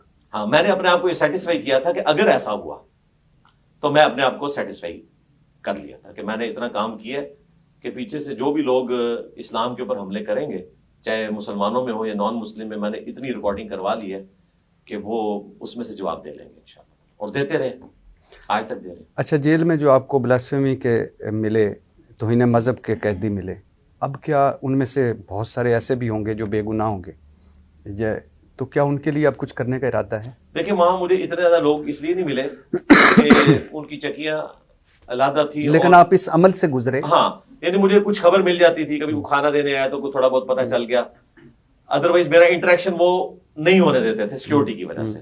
باقی جو مجھے خبریں، یعنی ظاہر ہے کہ ان کے ریلیٹیوز کے ذریعے اور باقی چیزوں کے ذریعے جو میرے تک باتیں پہنچی ہیں، تو جو لوگ ان میں مظلومین ہیں، جن کے ساتھ زیادتی ہوئی ہے، بالکل میں ان کے حق میں آواز اٹھاؤں گا اور اٹھا رہا ہوں، اور میں نے یعنی ان بڑوں تک جو لوگ فیصلے کی صلاحیت رکھتے ہیں اپنی آواز پہنچائی بھی ہے الحمدللہ۔ لیکن سر، آپ کی ایک لیگل ٹیم ہے، کیا آپ نہیں چاہیں گے کہ اس لیگل ٹیم کو ان کی طرف بھی کریں کہ؟ جی، میں نے بتایا ہے، حافظ صاحب کو بتایا ہے، جو ان کو وہاں پہ لیڈ کر رہے ہیں اڈیالہ میں، جو ایک بچہ قید ہے 2 سال سے زیادہ، 2 بچے۔ حافظ صاحب کون؟ حافظ طاہر ایوبی صاحب ہمارے۔ اچھا، آپ والے حافظ صاحب نہیں؟ اچھا، سنا ہے کہ آپ کے وکیل جو طاہر ایوبی صاحب ہیں، ان کو بھی دھمکیاں ملی اور انہیں بھی گھر بدلنا پڑا۔ ہاں، یہ سارے وکلاء کے ساتھ ہوتا ہے، صرف ان کا مسئلہ نہیں ہے۔ جو بھی توہین مذہب کے کیس لیتے ہیں نا، یہ نارمل چیز ہے کہ ان کو یہ دھمکیاں دی جاتی ہیں۔ اچھا سر، لیکن پھر یہ ہے کہ ان کا مرشد اسٹرانگ تھا نا، 1 مہینے بعد دھمکیاں دینے والے اندر ہو گئے، انہوں نے جو مرشد پکڑا ہوا تھا نا، وہ اسٹرانگ نکلا، وہ اندر جیل کی تنہائیوں میں دعائیں کر رہا تھا۔ غالباً آپ اپنی بات کر رہے ہیں، ان کے مرشد کی بات تو آج سے تو آپ بھی مرشد ہو، ہے نا؟ مرشد پاک۔ نہیں، ہم وہ پیری پریدی والے مرشد نہیں، لیکن استاد والے درجوں میں تو مرشد ہے نا۔ ہاں، کوئی شک نہیں۔ امام بھی ہیں، انجینئر امام تو نام محمد بھی ہے، علی، بالکل، انجینئر محمد علی مرزا۔ EMAM۔ کیا حسین اتفاق ہے۔ اچھا، کیا رد عمل تھا جب آپ کو معلوم ہوا کہ ضمانت ہو گئی؟ الحمدللہ، میں نے پہلا جملہ بولا الحمدللہ۔ کس نے بتایا تھا؟ حافظ صاحب نے بتایا تھا۔ اچھا، خود آ کر؟ جی، کوئی نہیں، فون کے اوپر، فون؟ میں نے فون کیا تھا ان کو۔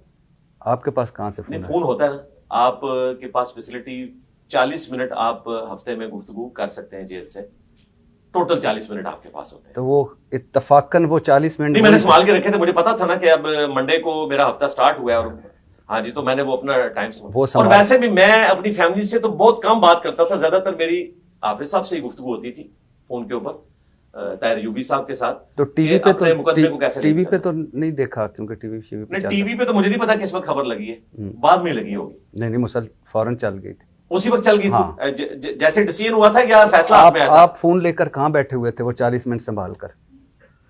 وہ فون تو لینڈ لائن تھا نا۔ تو وہ آپ کے سیل میں لگا ہوا تھا؟ جی، وہ 3 چکیوں کا ایک مشترکہ ہے نا، ہاں، اگلی 4 چکیوں کا بھی مشترکہ فون ہے، اس سے اگلی 3 کا بھی ہے، وہ علیحدہ فون لگے میرے کو۔ اچھا، مجھے کوئی علیحدہ سے نہیں انہوں نے دیا ہوا، وہ فیسلٹی تھی۔ اچھا نہیں لگا کہ جس دن آپ کی بیٹی کی سالگرہ تھی اسی دن آپ کی ضمانت ہو گئی؟